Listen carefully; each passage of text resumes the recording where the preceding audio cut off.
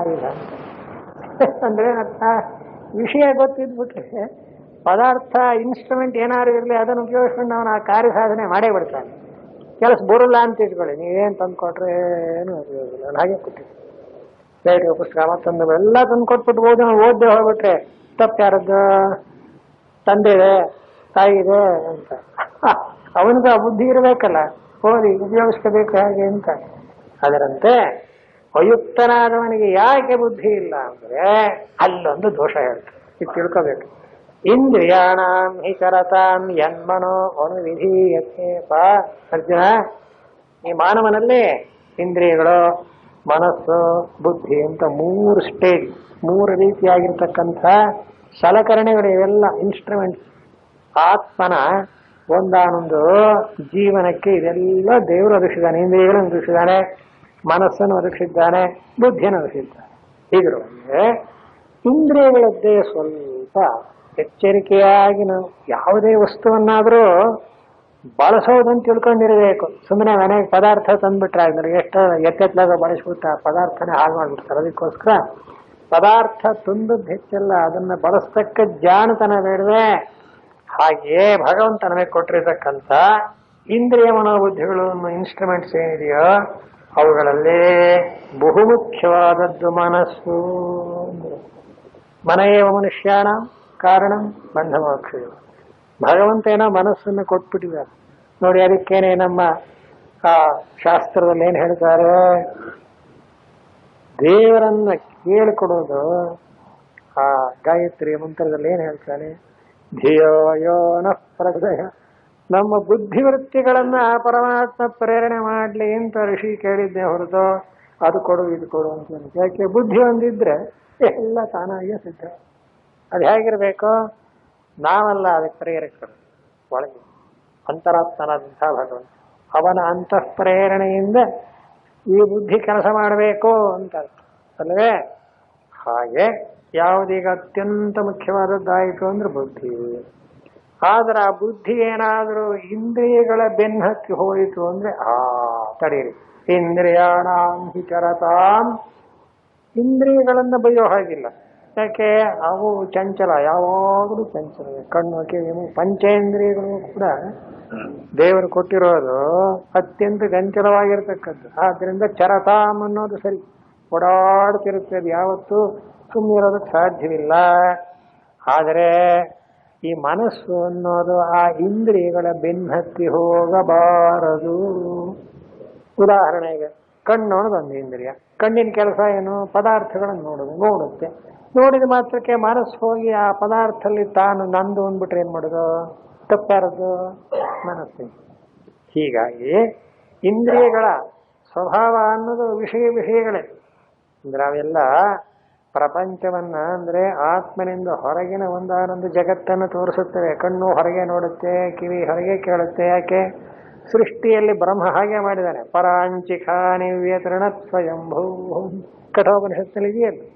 ಇಂದ್ರಿಯಗಳೆಲ್ಲ ಹೊರಮುಖವಾಗಿವೆ. ತಸ್ಮಾತ್ ಪರಾಂಗ್ ಪಶ್ಯತಿ, ಹೊರಕ್ಕೆ ನೋಡೋದು. ನಾಂತರಾತ್ಮನ್, ಒಳಕ್ಕೆ ನೋಡೋದಿಲ್ಲ.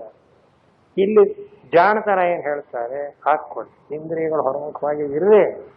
ಇಲ್ಲಿ ಜಾಣನಾದಂಥವನು ಮಾಡಬೇಕಾದ್ದೇನು? ಇಂದ್ರಿಯಗಳಿಗೆ ಹಿನ್ನೆಲೆಯಾದ ಬುದ್ಧಿ ಇದೆ ನೋಡಿ. ಆ ಬುದ್ಧಿಗೆ ಮನಸ್ಸು ಬುದ್ಧಿ ಎಲ್ಲ ಒಂದೇನೆ. ಮನಸ್ಸು ಅಂದ್ರೆ ಚಂಚಲ, ಬುದ್ಧಿನೂ ನಿಷ್ಕ್ರಿಯಾತ್ಮಕ, ಎರಡು ವೃತ್ತಿ ಅಂತಃಕರಣದ್ದೇನೆ. ಆದ್ರಿಂದ ಯಾವ ಅಂತಃಕರಣ ಇದೆಯೋ ಅದನ್ನು ಸ್ವಲ್ಪ ಹತೋಟಿ ಮಾಡಬೇಕು. ಏನಂತ? ಅದು ಇಂದ್ರಿಯಗಳು ಎಲ್ಲೆಲ್ಲಿ ಹೋಗುತ್ತೋ ಅಲ್ಲಿಗೆಲ್ಲ ಅಂತಃಕರಣವನ್ನು ಬಿಡಬಾರದು. ಕಣ್ಣು ನೋಡುತ್ತೆ ಅಂತ ಇಟ್ಕೊಂಡು ನೋಡಿದ್ದಕ್ಕೇನು ತಪ್ಪಿಲ್ಲ. ಆದರೆ ಮನಸ್ಸಿನಲ್ಲಿ ಆ ಕಣ್ಣು ಏನ್ ನೋಡ್ತೋ ಅದರ ಬಗ್ಗೆ ರಾಗವನ್ನು ದ್ವೇಷವನ್ನ ಉಂಟು ಮಾಡಿಕೊಂಡ್ರೆ ತಪ್ಪ್ಯಾರದ್ದು ಅಂತಃಕರಣ. ಕಣ್ಣೇನು ಮಾಡುತ್ತೆ? ನೋಡೋದು ನನ್ನ ಕೆಲಸ ನೋಡಿದೆ ಅನ್ನತ್ತೆ. ಆದ್ರೆ ನೋಡಿದ್ದನ್ನು ನೀನು ಬಯಸಬೇಡ ಅಂತ ಕಣ್ಣು ತೀರ್ಮಾನ ಮಾಡುತ್ತೆ. ಯಾರು ತೀರ್ಮಾನ ಮಾಡೋರು? ಮನಸ್ಸು. ಅದಕ್ಕೋಸ್ಕರ ಈ ಮನಸ್ಸಿದೆಯಲ್ಲ, ಇದನ್ನು ಸ್ವಲ್ಪ ಎಚ್ಚರಿಕೆಯಿಂದ ನೀನು ಬಳಸಬೇಕು. ಇಂದ್ರಿಯಗಳು ಹೋದ ಜಾಗಕ್ಕೆಲ್ಲ ಅದನ್ನ ಬಿಡಬಾರದು. ಅದಕ್ಕೇನೆ ನಮ್ಮಲ್ಲಿ ಏನ್ ಹೇಳ್ತಾರೆ, ವಿಧಿ ನಿಷೇಧ ಅಂತಾರೆ. ನೋಡಬೇಕಾದ್ದು ನೋಡಬಾರದು, ಕೇಳಬೇಕಾದ್ದು ಕೇಳಬಾರದು, ಎಲ್ಲ ವಿಂಗಡಿಸ್ಕೋಬೇಕು. ಯಾವ್ಯಾವ್ದು ನಮ್ಮನ್ನು ದುಃಖಕ್ಕೆ ತಗೊಂಡು ಹೋಗುತ್ತೋ ಅದನ್ನು ಬಿಡಬೇಕು. ಯಾವುದು ಸುಖಕ್ಕೆ ಒಯ್ಯುತ್ತೋ ಅಲ್ಲಿ ಇಂದ್ರಿಯಗಳನ್ನ ಮನಸ್ಸನ್ನ ಉಪಯೋಗಿಸ್ತಿರ್ತಲ್ಲವೇ.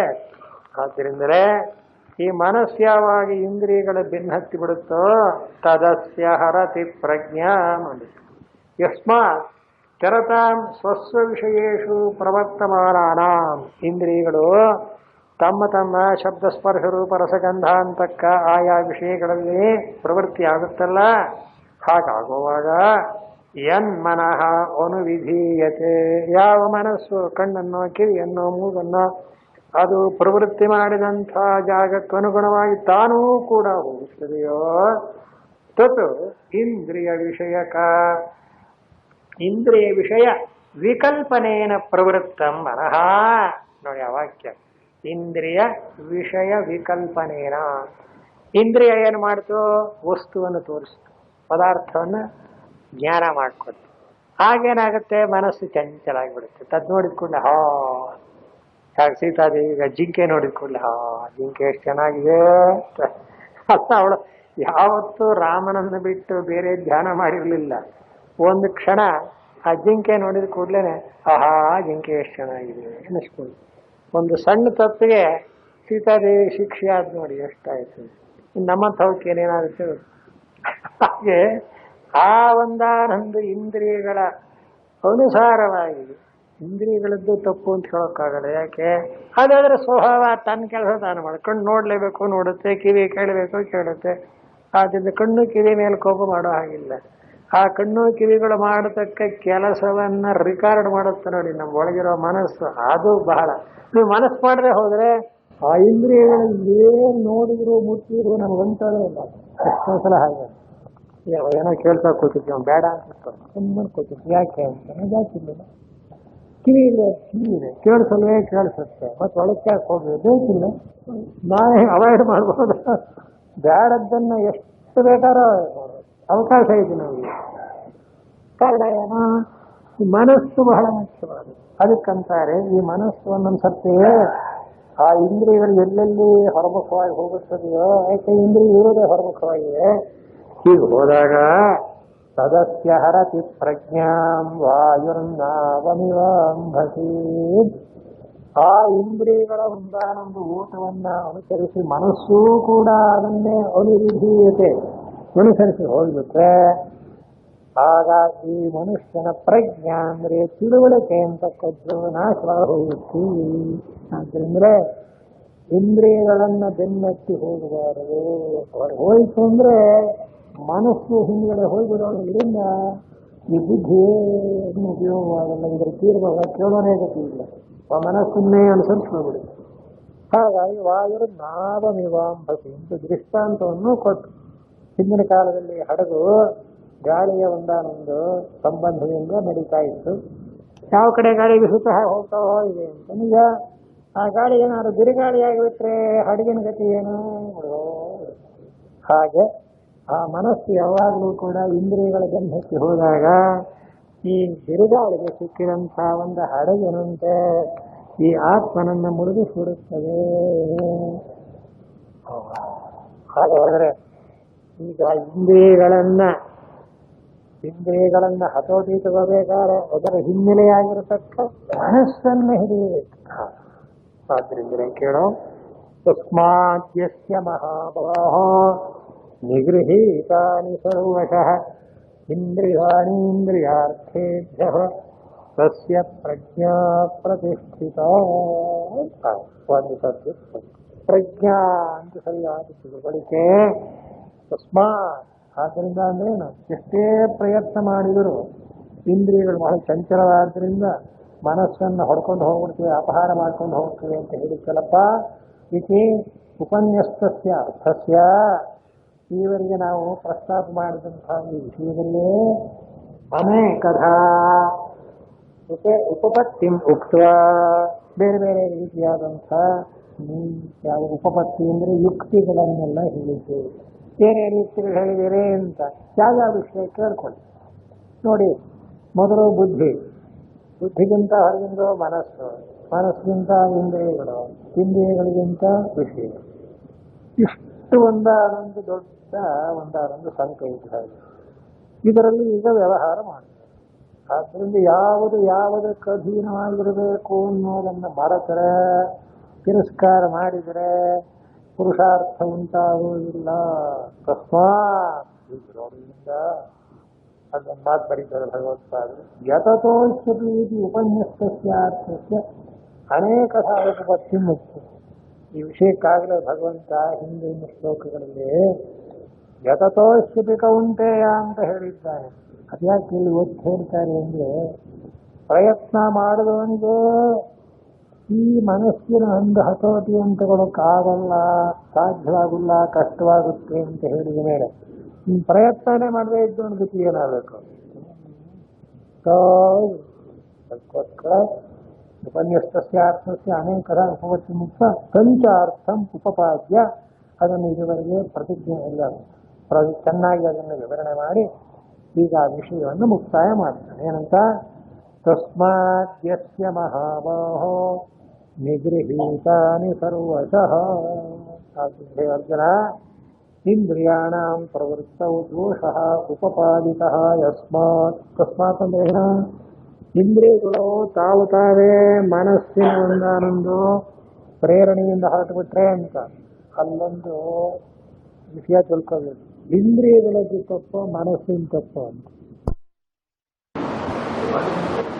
ಮನಸ್ಸಿನ ತಪ್ಪು ಅಂದ್ರೆ ಮನಸ್ಸು ನಂದಲ್ಲ, ಇಂದ್ರಿಯಗಳ ತಪ್ಪು. ಇಂದ್ರಿಯಗಳನ್ನ ತಪ್ಪು ನಮ್ದಲ್ಲಪ್ಪ, ಮನಸ್ಸಿಂದ ಯಾರ ಮೇಲೆ ಹಾಕೋದು ಈಗ? ಯಾಕೆಂದ್ರೆ ಎರಡೂ ಸೇರಿದಲ್ಲೇನೆ ಕೆಲಸ ಅಂತೂ ಆಗಲ್ಲ. ಆದ್ರಿಂದ ಮನಸ್ಸೇನು ಮಾಡುತ್ತೆ? ಇಂದ್ರಿಯಗಳಿಗೆಲ್ಲ. ಇಂದ್ರಿಯಗಳೇನು ಮಾಡುತ್ತೆ? ಮನಸ್ಸಿಗೆ. ಇದನ್ನ ಈ ಜಗಳ ತೀರ್ಮಾನ ಮಾಡೋದಿದೆಯಲ್ಲ, ಇದೇ ಬಹಳ. ಆದರೆ ಇದಿಷ್ಟಕ್ಕೂ ಹಿನ್ನೆಲೆಯಾಗಿ ಅವ್ರು ಹೇಳಿದ ಹಾಗೆ ಬುದ್ಧಿ ನೆಟ್ಟಿಗಿದ್ರೆ ಅಷ್ಟೇ ಇರುತ್ತೆ. ಬುದ್ಧಿ ವ್ಯತ್ಯಾಸ ಆಯಿತು ಅಂದ್ರೆ ಆಗುತ್ತೆ, ಕೊಡ್ತಾ ಇದೆ, ಏನು ಮಾಡುತ್ತೆ. ಆ ಬುದ್ಧಿ ಅನ್ನೋದಕ್ಕೆ ಎಷ್ಟು ಬೆಲೆ ಅನ್ನೋದು ಮನುಷ್ಯನಿಗೆ ಮಾತ್ರ ಇರೋದು. ಪುರುಷೇತ್ವೇವ ಅಂತ ಶಾಸ್ತ್ರ ಬರೆಯುತ್ತಾರೆ. ಈ ಬುದ್ಧಿಯನ್ನು ದೇವರು ಕೊಟ್ಟಿರೋದು ಮನುಷ್ಯನ ಮಾತ್ರದವನಿಗೆ. ಅವನು ಎಷ್ಟು ಮಟ್ಟಿಗೆ ಯೋಚನೆ ಮಾಡ್ತಾನೆ ಅಂದರೆ ನಾಳೆಗೇನೋ, ನಾಡಿದ್ದಿಗೇನೋ, ಈ ಲೋಕಕ್ಕೇನೋ, ಪರಲೋಕಕ್ಕೇನೋ, ಎಂಥ ಒಂದಾನಂತ. ಇದು ಪಶು ಪ್ರಾಣಿಗಳಿಗಂತೂ ಖಂಡಿತ ಇಲ್ಲ. ಆದ್ದರಿಂದ ಬುದ್ಧಿಯನ್ನು ಮಾತ್ರ ಕಾಪಾಡಿಕೊಳ್ಳಬೇಕು. ಬುದ್ಧಿಯಿಂದಲೇ ಎಲ್ಲವನ್ನು ಹತೋಟಿ ಇಟ್ಕೋಬೇಕು. ಬುದ್ಧವು ಶರಣವನ್ನಿಚ್ಛ ಕೃಪಣಾ ಫಲಹೇತು ಅಂತಿಂದು ಬರೆದ ನೋಡಿ. ನೀನು ಬುದ್ಧಿಗೆ ಕೈ ಮುಗಿಬೇಕು. ಆದ್ದರಿಂದ ಮನುಷ್ಯನ ಒಂದಾನೊಂದು ಜೀವನವೆಲ್ಲ ಬುದ್ಧಿಯಲ್ಲಿ ನೆಲೆಗೊಂಡಿದೆ. ಆದ್ದರಿಂದ ಆ ಬುದ್ಧಿಯನ್ನು ಸರಿಯಾಗಿ ಉಪಯೋಗಿಸಿದವರು ಕೃತಾರ್ಥರಾಗ್ತಾರೆ. ಇದು ಅರ್ಥ. ಅದಕ್ಕೋಸ್ಕರ ಇಂದ್ರಿಯಗಳ ಪ್ರವೃತ್ತಿಯಲ್ಲಿ ದೋಷವನ್ನು ಹೇಳಿದ ಮೇಲೆ ನಿಗೃಹೀತಾನಿ ಸರ್ವಶಃ, ಅವುಗಳನ್ನೆಲ್ಲ ಹಿಡಿಬೇಕು. ಹೇಗೆ ಹೋಗುತ್ತೋ ಹಾಗೆ ಸ್ವೇಚ್ಛಾಚಾರದಿಂದ ಬಿಡಬಾರದು. ಸ್ವೇಚ್ಛಾಚಾರ ಅಂತಕ್ಕದ್ದು ಯಾರನ್ನೂ ಉದ್ಧಾರ ಮಾಡಲ್ಲ, ಎಲ್ಲ ಇಂದ್ರಿಯಗಳನ್ನೆಲ್ಲ ಹಾಳು ಮಾಡಬೇಕು. ಬಹಳ ಎಚ್ಚರಿಕೆಯಿಂದ ಮನುಷ್ಯನ ಇಂದ್ರಿಯ ಮನೋಬುದ್ಧಿಗಳನ್ನು ದೇವರು ಕೊಟ್ಟಿರುವಾಗ ಅದನ್ನು ಪ್ರತಿಯೊಂದನ್ನು ಸರಿಯಾದ ರೀತಿಯಲ್ಲೇ ನಡೆಸಬೇಕು ಅಂತ. ಅದಕ್ಕೆ ನಮ್ಮಲ್ಲಿ ಏನು ಹೇಳ್ತಾರೆ? ಒಂದು ಕೆಲಸ ಮಾಡಿ, ಮಾಡೋ ಕೆಲಸ ಎಲ್ಲ ಪರಮಾತ್ಮನಿಗೆ ಅರ್ಪಣೆ ಮಾಡಿಬಿಡಿ. ನಾರಾಯಣಾಯೇತಿ ಸಮರ್ಪಯಾಮಿ ಅಂತ. ಕಾಯೇನ ವಾಚ ಮನಸೇಂದ್ರಿಯವಿರುವ ಬುದ್ಧ್ಯಾತ್ಮನಾವ ಪ್ರಕೃತೇ ಸಹ. ಎಷ್ಟು ಚೆನ್ನಾಗಿದೆ ಶ್ಲೋಕ ನೋಡಿ, ಭಾಗವತದಲ್ಲಿರೋದು. ನೀವು ಶರೀರದಿಂದಲೋ, ಮಾತಿನಿಂದಲೋ, ಮನಸ್ಸಿನಿಂದಲೋ, ಬುದ್ಧಿಯಿಂದಲೋ ಏನೇನು ಮಾಡ್ತೀರೋ ಅದನ್ನೆಲ್ಲ ಅವ್ರು ಹೇಳೋದು ನಾರಾಯಣ ಅಂತ ಭಗವಂತನಿಗೆ ಅರ್ಪಿಸ್ಬಿಡಿ ಅಂತ. ಅದಕ್ಕೆ ನಮ್ಮ ಗುರುಗಳು ಹೇಳೋದು, ನಾರಾಯಣನಿಗೆ ಒಪ್ಪಿಸಬೇಕು ಅಂತ ನೀವೇನಾದರೂ ಕೆಲಸ ಮಾಡೋಕ್ಕೆ ಹೋದರೆ ಕೆಟ್ಟ ಕೆಲಸ ಮಾಡೋಕ್ಕಾಗಲ್ಲ. ಯಾಕೆ? ಒಳ್ಳೆಯತನ ಅರ್ಪಿಸ್ಬೇಕು ಅಲ್ವೇ? ಭಗವಂತನಿಗೆ ಅರ್ಪಿತವಾಗಬೇಕು ಅಂತ ನಿಮ್ಮ ಭಾವನೆ ಬಂದ್ಬಿಟ್ರೆ ಆ ಕೆಲಸ ಏನಾಗಿರ್ಬೇಕು? ಒಳ್ಳೆ ಕೆಲಸ ಆಗಿರ್ಬೇಕು. ಕೆಟ್ಟ ಕೆಲಸ ಮಾಡಿ ಭಗವಂತನಿಗೆ ಒಪ್ಪಿಸೋದು ಸಾಧ್ಯವೇ ಇಲ್ಲ. ಆದ್ದರಿಂದಲೇ ಆ ಮಾತು ನಮ್ಮನ್ನು ಎಷ್ಟು ಎಚ್ಚರಿಸುತ್ತೆ ಅಂದರೆ, ಹೇಗೆ ನಾರಾಯಣಿಗೆ ಅರ್ಪಣೆ ಆಗಬೇಕಲ್ಲ, ನಾರಾಯಣಿಗೆ ಅರ್ಪಣೆ ಆಗಬೇಕಾದ್ರೆ ಸತ್ಕಾರಿ ಆಗಬೇಡಿ, ಕೆಟ್ಟ ಕೆಲಸ ಮಾಡೋದು ಹೇಗೆ? ಮಾಡೋಕ್ಕೆ ಬರೋದೇ ಇಲ್ಲ. ಆವಾಗ ಆ ಇಂದ್ರಿಯ ಮನೋಬುದ್ಧಿಗಳನ್ನು ಕಂಟ್ರೋಲ್ ಮಾಡೋಕ್ಕೆ ಭಾಳ ಅನುಕೂಲ ಆಗೋದು. ಇದು ಒಂದು ಉಪಾಯ. ಇನ್ನೊಂದೇನು ಹೇಳ್ತಾರೆ ಅಂದರೆ, ನೀವು ಯಾವ ಕೆಲಸ ಮಾಡ್ತಾ ಇದ್ರೆ ಆ ಪರಮಾತ್ಮನ ಒಂದು ಸಲ ಸ್ಮರಣೆ ಮಾಡ್ಕೊಂಡು ಮಾಡಿ ಅಂತಾರೆ. ಅದು ಬಹಳ ಮುಖ್ಯ. ದೇವರ ಸ್ಮರಣೆ ಮಾಡಿದ್ರೆ ನೀನು ಕೆಟ್ಟ ಕೆಲಸ ಮಾಡೋಕ್ಕೆ ಸಾಧ್ಯನೇ ಅದು ಕರಮತ್ತರಿ ಆದಿತ್ಯ. ಆದ್ದರಿಂದಲೇ ಯಾವಾಗಲೂ ಪರಮಾತ್ಮನ ಅನುಸ್ಮರಣ. ತಸ್ಮಾತ್ ಸರ್ವೇಷು ಕಾಲೇಶು ಮಾಮನುಸ್ಮರ ಯುದ್ಧ ಚ. ಅಲ್ಲಿ ಬರ್ಬೇಕು ನಾನು. ಭಗವಂತ ಏನಂದ ನೋಡ, ಎಲ್ಲಾ ಕಾಲದಲ್ಲೂ ನನ್ನನ್ನು ನೆನೆಸ್ಕೊಂಡು ಆ ಕೆಲಸ ಮಾಡು. ನೀನು ಯಾವ ಕೆಲಸ ಮಾಡೋಕ್ಕೆ ಮುಂಚೆ ಒಂದ್ಸಲ ದೇವರನ್ನ ಜ್ಞಾಪಕ ಮಾಡ್ಕೊ. ಆಯ್ತು, ಆ ಭಗವಂತನನ್ನು ಮತ್ತೆ ಮತ್ತೆ ನಾವು ಮನಸ್ಸನ್ನು ನೆನೆದ್ಬಿಟ್ರೆ ನಮ್ಮ ಬುದ್ಧಿ ಆಗಲಿ ಇಂದ್ರಿಯಗಳಾಗಲಿ ಅಡ್ಡದಾರಿ ಹೋಗೋ ಸಂಭವ ಇಲ್ಲವೇ ಇಲ್ಲ. ಒಂದು ವೇಳೆ ಹೋಗ್ತಾ ಇದ್ರೆ ಕೂಡಲೇ ಕಂಟ್ರೋಲ್ ಮಾಡಿಬಿಡುತ್ತೆ. ಮಾಡಬಾರದು ಕೆಲಸ, ಇದು ಸರಿಯಲ್ಲ, ಇದು ನ್ಯಾಯವಲ್ಲ. ಇದರಿಂದ ಲಾಭ ನಷ್ಟ ನಮಗೆ ಲೆಕ್ಕ ಇಲ್ಲ. ಸುಖ ದುಃಖ ಸಮಯ ಕೃತ್ವ ಲಾಭೋ ಜಯಾದಿ ಬಿಡಿ. ಸರಿಯಾದ ಕೆಲಸ ಮಾಡಿದ್ದೀನಿ, ಉದಯ್. ಈಗೇನಾಗಬೇಕು? ಮನಸ್ಸಿಗೆ ಶಾಂತಿ ಸಮಾಧಾನ ತಾನೋ ಉಂಟಾಗೇ ತೀರು. ಆದ್ದರಿಂದಲೇ ಸಹಸಾ ವಿಧದೀತನ ಕ್ರಿಯಾಮಂತ ಕಾವ್ಯ ಬರೆಯೋನ ಹೇಳ್ತಾನೆ. ಯಾವ ಕೆಲಸನ ಮಾಡಬೇಕಾದ್ರೆ ಆಲೋಚನೆ ಮಾಡಿ ನಿನ್ನ ಬುದ್ಧಿಯಿಂದ ನಿರ್ಧರಿಸಿ ಮಾಡು. ಸಹಸ ಹಠಾತ್ ಅಂತ ಯಾವುದನ್ನು ಮಾಡಕ್ಕೆ ಹೋಗಬೇಡ, ಅವಿವೇಕದಿಂದ ಮಾಡಬೇಡ ಅಂತ ಕಾವ್ಯಗಳಲ್ಲಿ ಕೂಡ ಬರೀತಾರೆ. ಅದು ವೇದಾಂತವೇ, ಮತ್ತೇನೂ ಅಲ್ಲ ಅಂತ. ಯಾಕೆಂದ್ರೆ ಮನುಷ್ಯನಿಗೆ ತಾನೇ ಹೇಳ್ತಾ ಇರೋದು. ಆದ್ದರಿಂದ ಕೊನೆಗತ್ತಾನ ಭಗವಂತ, ತಸ್ಮಾದ್ಯಸ್ಯ ಮಹಾಬಾಹೋ ನಿಗೃಹೀತಾನಿ ಸರ್ವಶಃ. ಆದ್ದರಿಂದಲೇ ಇಂದ್ರಿಯಗಳ ನಿಗ್ರಹ ಅಂದ್ರೆ ಹಠದಿಂದ ಇಂದ್ರಿಯಗಳನ್ನ ಬಿಗಿ ಹಿಡಿಯೋದು ಅನ್ನೋ ಅರ್ಥವಲ್ಲ. ಅವುಗಳ ಪ್ರವೃತ್ತಿಯನ್ನ ದುರ್ಮಾರ್ಗದಿಂದ ಸನ್ಮಾರ್ಗಕ್ಕೆ ಬದಲಾವಣೆ ಮಾಡೋದು, ಚೇಂಜ್ ಮಾಡೋದು ಅಂತ. ಕೆಟ್ಟದ್ದನ್ನ ಒಳ್ಳೆಯ ಮಾರ್ಗಕ್ಕೆ ಇಷ್ಟು ಬರಬೇಕಾದ್ರೂ ಮನುಷ್ಯನಿಗೆ ಬಹಳ ಕಷ್ಟ. ಯಾಕೆ? ಕೆಟ್ಟದ್ದು ಯಾವುದು ಒಳ್ಳೇದು ಯಾವುದು ಅಂತ ಗೊತ್ತಿರಲ್ಲ ಅವನಿಗೆ. ಅದು ಒಂದು ಕಾರಣ. ಎಷ್ಟೋ ಜನ ನಮಗೇನು ಗೊತ್ತು ಅಂದ್ಬಿಡ್ತಾರೆ. ಆದ್ದರಿಂದ ಏನಾಗಬೇಕು? ಮತ್ತೆ ಯಥಾ ಪ್ರಕಾರ ಕೆಟ್ಟದ್ದು ಯಾವುದು ಒಳ್ಳೇದು ಯಾವುದು ಅನ್ನೋದನ್ನು ತಿಳ್ಕೊಳಕ್ಕಾದ್ರೂ ಪ್ರಯತ್ನ ಮಾಡಿ. ಯಾಕೆ ಗೊತ್ತಾಗತ್ತೆ? ಯಜ್ಜದಾಚರದಿ ಶ್ರೇಷ್ಠ ತತ್ತದೇವೇ. ನೀವು ಬರಲ್ಲ ತಾನೆ, ಪುಸ್ತಕ ಓದಕ್ಕೆ ಬರಲ್ಲ ತಾನೆ, ತಿಳ್ಕೊಳಕ್ ಬರಲ್ಲ ತಾನೆ. ದೊಡ್ಡವರು ಹೇಗೆ ಮಾಡ್ತಾರೋ ಹಾಗೆ ತಪ್ಪಿದ್ರೆ ಅವ್ರಿಗೆ ಸೇರಿದ್ದು, ನಮಗಲ್ಲ. ಜವಾಬ್ದಾರಿನ ಕಳ್ಕೊಬಿಡ್ಬೋದು. ಈಗ ದೊಡ್ಡವರು ಹೇಗೆ ಮಾಡಿದ್ರೆ ನಡೆದಿದ್ರೆ ಅವ್ರು ಎಂದೆಂದಿಗೂ ತಪ್ಪು ನಡೆಯೋದು ಇಲ್ಲವೇ ಇಲ್ಲ. ಹೀಗೆಲ್ಲ ನಮ್ಮ ಒಂದಾನೊಂದು ಅಧ್ಯಾತ್ಮ ಶಾಸ್ತ್ರ ನಿಜವಾಗಿಯೂ ಎಷ್ಟು ವಿಶಿಷ್ಟವಾದದ್ದು ಅಂದರೆ, ಮಾನವ ಜನ್ಮ, ಅವನಿಗಿರ್ತಕ್ಕಂಥ ಸೌಕರ್ಯಗಳು, ಅದನ್ನು ಉಪಯೋಗಿಸ್ತಕ್ಕ ಕ್ರಮ, ಅದರಿಂದ ಪಡೆಯಬೇಕಾದ ಪರಮ ಪುರುಷಾರ್ಥ ಮೋಕ್ಷ, ಅಲ್ಲಿವರೆಗೂ ಹೊರಟೋಗ್ತದೆ. ಧರ್ಮಾರ್ಥ ಕಾಮ ಮೋಕ್ಷ. ಆದ್ದರಿಂದಲೇ ಇಂಥ ಅಪರೂಪವಾದ ಮನುಷ್ಯನ ಬರುವುದು ಸುಲಭ ಅಲ್ಲ. ಅದನ್ನ ಉಪಯೋಗಿಸಿ ಇಂದ್ರಿಯಾಣಿ ಇಂದ್ರಿಯಾರ್ಥೇಭ್ಯಸ್ಯ ಪ್ರಜ್ಞಾ ಪ್ರತಿಷ್ಠಿತ. ಇಂದ್ರಿಯಗಳು ಪ್ರವೃತ್ತಿ ಮಾಡುವಾಗ ದೋಷ ಏನು ಅನ್ನೋದನ್ನು ಇದುವರೆಗೆ ಹೇಳಿದ್ದೇವೆ. ಇಂದ್ರಿಯಾಣಾಂ ಪ್ರವೃತ್ತೌ ದೋಷ ಉಪಪಾದಿತ ಯಸ್ಮಾತ್ ತಸ್ಮಾತ್. ಆದ್ದರಿಂದಲೇ ಯತೆ ಹೇ ಪ್ರಯತ್ನಶೀಲನಾದವನಿಗೆ ನಿಗೃಹೀತಾನಿ ಸರ್ವಶಃ, ಎಲ್ಲ ರೀತಿಯಿಂದಲೂ ಸರ್ವ ಪ್ರಕಾರೈ ಮಾನಸಾದಿಭೇದೈ ಇಂದ್ರಿಯಾಣಿ ಇಂದ್ರಿಯಾರ್ಥೇಭ್ಯ ಶಬ್ದಾದಿಭ್ಯ ನಿಗೃಹೀತಾನೇ. ಇಂದ್ರಿಯಗಳನ್ನು ವಿಷಯಗಳಾದಂಥ ಶಬ್ದಸ್ಪರ್ಶ ರೂಪಾದಿಗಳಲ್ಲಿ ಪ್ರವೇಶ ಮಾಡುವಾಗ ಒಂದಾನೊಂದು ಹತೋಟಿಯಿಂದ ಇಡಿ. ಅಂದ್ರೆ ಏನಾಯಿತು? ಒಳ್ಳೆಯದನ್ನೇ ನೋಡಬೇಕು, ಒಳ್ಳೆಯದನ್ನೇ ಕೇಳಬೇಕು, ಒಳ್ಳೆಯದನ್ನೇ ವಿಚಾರ ಮಾಡಿ. ಅದು ಕೇಳ್ತಾರೆ. ನೋಡುವುದೇ ಕಣ್ಣು, ಕೇಳುವುದೇ ಕಿವಿ, ಪಾಡುವುದೇ ವದನ. ಮುಂದಕ್ಕೆ ರಂಗಯ್ಯನ ಅಂದ್ರೆ ದಾಸರು. ಸಾಕು. ಕಣ್ಣು ನೋಡುತ್ತೆ ಅಂದ್ರೆ ಏನು ನೋಡಬೇಕು? ಭಗವಂತನ ನೋಡುತ್ತೆ. ಕೇಳುತ್ತೆ ಅಂದ್ರೆ ಏನು? ಪರಮಾತ್ಮನ ಕಥೆ ಕೇಳಬೇಕು. ಬಾಯಿ ಮಾತಾಡುತ್ತೆ ಅಂದ್ರೆ ಏನು? ಭಗವನ್ ನಾಮನ. ಹಾಗಾಗಿ ಅದಕ್ಕಿಂತ ಇನ್ನೇನಿದೆ? ಆಗ ಇಂದ್ರಿಯ ನಿಗ್ರಹ ಅನ್ನೋದು ಸುಲಭವಾಯ್ತಲ್ಲ. ಅದನ್ನೇನು ಕೆಲಸ ಮಾಡಿದ ಹಾಗೆ ಬಂದ್ ಮಾಡಬೇಕು ಅಂತ ಅರ್ಥ. ಸರ್ವಭೂತಾನಾಂ ತಸ್ಯಾಂ ಜಾಗರ್ತಿ ಸಂಯಮಿ ಯಸ್ಯಾಂ ಜಾಗ್ರತಿ ಭೂತಾನಿ ಸಾ ನಿಶಾ ಪಶ್ಯತೋ ಮುನೇಃ. ಶ್ರೀಮದ್ ಭಗವದ್ಗೀತೆಯ 2ನೇ ಅಧ್ಯಾಯದ ಕೊನೆ ಭಾಗಕ್ಕೆ ಬಂದಿದ್ದೇವೆ.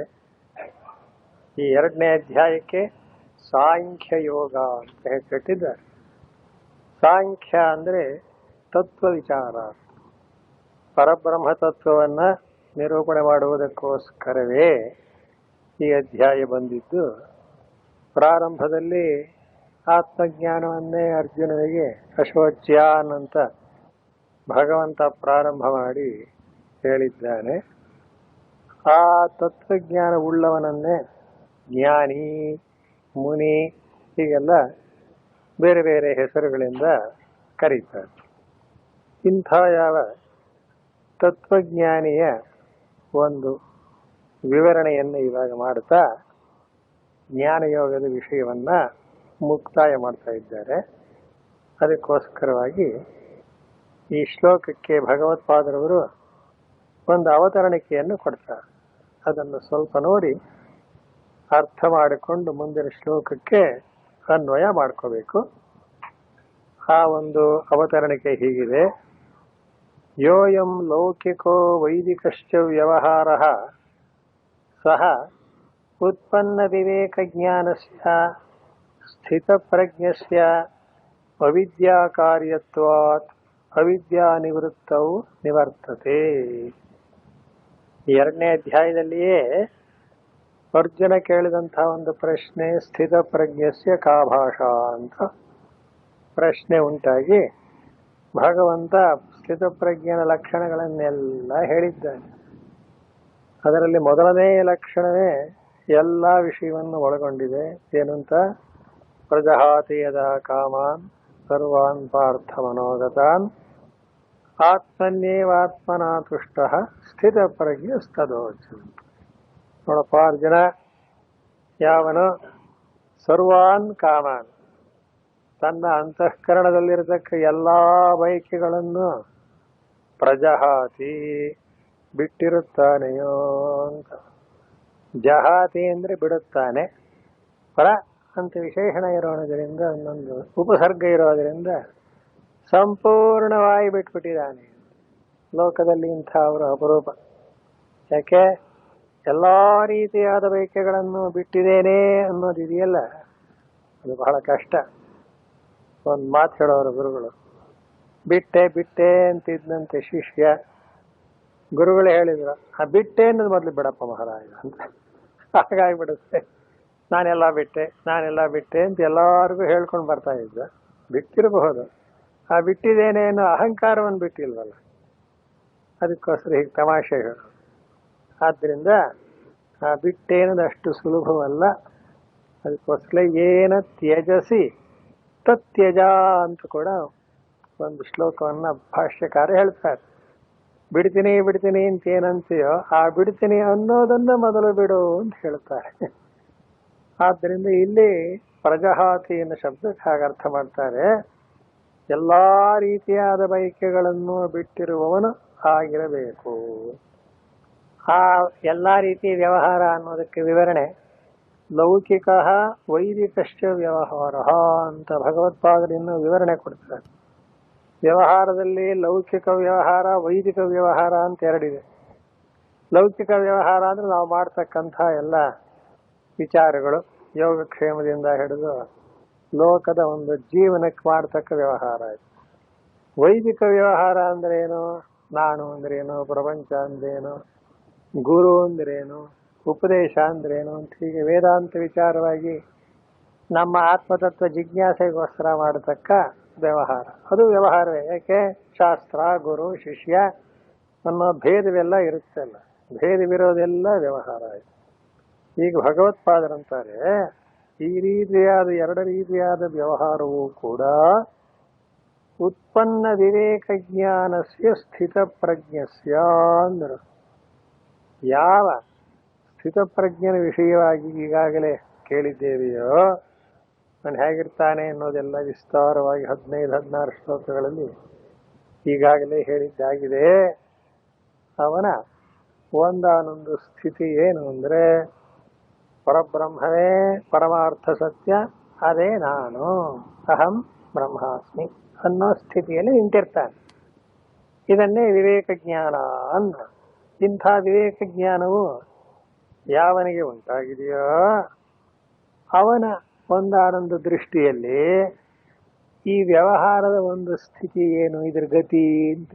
ಅವನಿಗೆ ವ್ಯವಹಾರ ಉಂಟೆ ಇಲ್ಲವೇ ಅಂತ. ಯಾವುದು ವೈದಿಕ ವ್ಯವಹಾರವಾರು ಆಗಲಿ, ಲೌಕಿಕ ವ್ಯವಹಾರವಾರು ಆಗಲಿ. ಇಲ್ಲಿ ಸ್ವಾರಸ್ಯ ಏನು ಅಂದರೆ, ಅವನು ನಮ್ಮಂತೆಯೇ ವ್ಯವಹಾರ ಮಾಡ್ತಾನೆ, ಆದರೆ ಅದೆಲ್ಲವೂ ಅವನ ದೃಷ್ಟಿಯಲ್ಲಿ ಏನಾಗಿದೆ, ಅವಿದ್ಯಾ ಕಾರ್ಯವಾಗಿದೆ. ಇದನ್ನು ಸ್ವಲ್ಪ ಅರ್ಥ ಮಾಡ್ಕೋಬೇಕು. ಹೇಗೆ ಒಂದು ನಾಟಕದಲ್ಲೋ ಅಥವಾ ಸಿನಿಮಾದಲ್ಲೋ ಆ ನಾಯಕನಾಗಿರೋನು ಕೆಲವು ವೇಷ ಹಾಕ್ಕೊಂಡು ಆ ನಾಟಕಕ್ಕೆ ತಕ್ಕಂತೆ ವ್ಯವಹಾರ ಮಾಡಿದ್ರು, ನಿಜವಾಗಿ ಅವನೇನಾಗಿದ್ದಾನೆ, ಎಂದೆಂದಿಗೂ ಅದಲ್ಲ. ಅದು ಕೇವಲ ನಾಟಕ ಮಾಡೋ ಸಮಯಕ್ಕೆ ಮಾತ್ರ ಇರತಕ್ಕದ್ದು. ನಮ್ಮ ಗುರುಗಳೊಂದು ಉದಾಹರಣೆ ಹೇಳಿದ್ರು. ಹಿಂದಿನ ಕಾಲದಲ್ಲಿ ಬೇಕಾದಷ್ಟು ನಾಟಕಗಳು ನಡೀತಾ ಇತ್ತು. ಒಬ್ಬ ಯಮನ ವೇಷ ಹಾಕ್ಕೊಂಡು ಸತಿ ಸಾವಿತ್ರಿ ನಾಟಕ, ಯಮ ಬಂದ್ಬಿಡ್ತಾನೆ ಸತ್ಯವಾನಂದ ಪ್ರಾಣ ತಗೊಳಕ್ಕೆ ಅನ್ನೋ ಸನ್ನಿವೇಶ. ಕೂತಿದ್ದವರೆಲ್ಲ ಆ ವೇಷ ನೋಡಿ ಬಿಡಿಯಾಗ್ಬಿಡೋರಂತೆ. ಆಮೇಲೆ ನಾಟಕವೆಲ್ಲ ಮುಗಿದ ಮೇಲೆ ಆ ದಿವಸ ಅವನ ಹೆಂಡತಿಯು ನೋಡ್ತಾ ಕೂತಿದ್ಲಂತೆ. ಏನಲ್ಲ ನಾಟಕ. ಮನೆಗೆ ಬಂದ್ಮೇಲೆ ಹೇಳ್ತಾಳೆ, ಏನ್ರಿ ಎಲ್ಲಾರನ್ನು ಎಷ್ಟು ಹೆದರಿಸ್ಬಿಟ್ರಿ? ಯಾರು ಹೇಳೋದು? ಆ ಹೆಂಡತಿ. ಯಾಕೆ? ಅವಳಿಗೆ ಗೊತ್ತು ಇವನು ನನ್ನ ಗಂಡ. ಅಂದ್ರಿಂದ ನಾಟಕ ನೋಡಿದ್ರೆ ಯಾರ್ಯಾರು ಎಷ್ಟೆಷ್ಟೇ ಭಯಪಡ್ಲಿ, ಈ ನೋಡ್ತಾ ಇರೋಳು ಏನ್ ಅನ್ಸಿದೆ, ವಿವೇಕ ಇದೆಯಲ್ಲ, ಅವನು ಯಮನಲ್ಲ ತನ್ನ ಪತಿ ಅಂತ. ಮನೆಗೆ ಬಂದ ಏನಂತಾಳೆ, ಎಷ್ಟು ಚೆನ್ನಾಗಿ ನಟನೆ ಮಾಡಿದ್ರಿ ಅಂತಾಳಿದೆ ಹೊರತು ಕಿಂಚಿತ್ತಾದ್ರೂ ಅವಳಿಗೆ ಭಯ ಉಂಟೆ ಅಲ್ವೇ? ಹಾಗೆ ಈ ಒಂದು ಆನಂದ ಜಗತ್ತನ್ನು ಸತ್ಯ ಅಂತ ತಿಳ್ಕೊಂಡು ವ್ಯವಹಾರ ಮಾಡ್ತಿರ್ತಕ್ಕಂಥ ನಮಗೆ ಇದೆಲ್ಲವೂ ನಿಜ ಅಂತ ಅನ್ಸುತ್ತೆ. ಆದರೆ ಉತ್ಪನ್ನ ವಿವೇಕ ಜ್ಞಾನಸ್ಯ ಅಂತ ಇಲ್ಲ.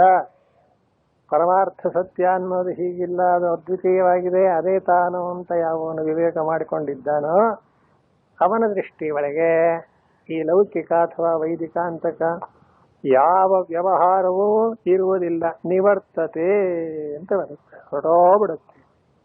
ಎಷ್ಟರ ಮಟ್ಟಿಗೆ ವಿರೋಧ ಇದೆ ನೋಡಿ. ತಮಃ ಪ್ರಕಾಶವತ್ತು ಅಂತ ವ್ಯವಹಾರಕ್ಕೂ ವೇದಾಂತಕ್ಕೂ ಇರತಕ್ಕ ಒಂದು ವೈಲಕ್ಷಣ್ಯವನ್ನು ಹೇಳ್ತಾರೆ. ಒಂದು ಕತ್ತಲೆಯಾದರೆ ಇನ್ನೊಂದು ಬೆಳಕು. ಕತ್ತಲೆ ಬೆಳಕು ಎರಡು ಒಟ್ಟಿಗೆ ಇರಲಿ ಅಂತ ಯಾರಾದರೂ ನಿರೀಕ್ಷಣೆ ಮಾಡಿದ್ರು ಸಾಧ್ಯವಿಲ್ಲ. ಬೆಳಕಿದ ಕಡೆ ಕತ್ತಲೆ ಇರಲ್ಲ, ಕತ್ತಲೆ ಇದ್ದ ಕಡೆ ಬೆಳಕಿರಲ್ಲ.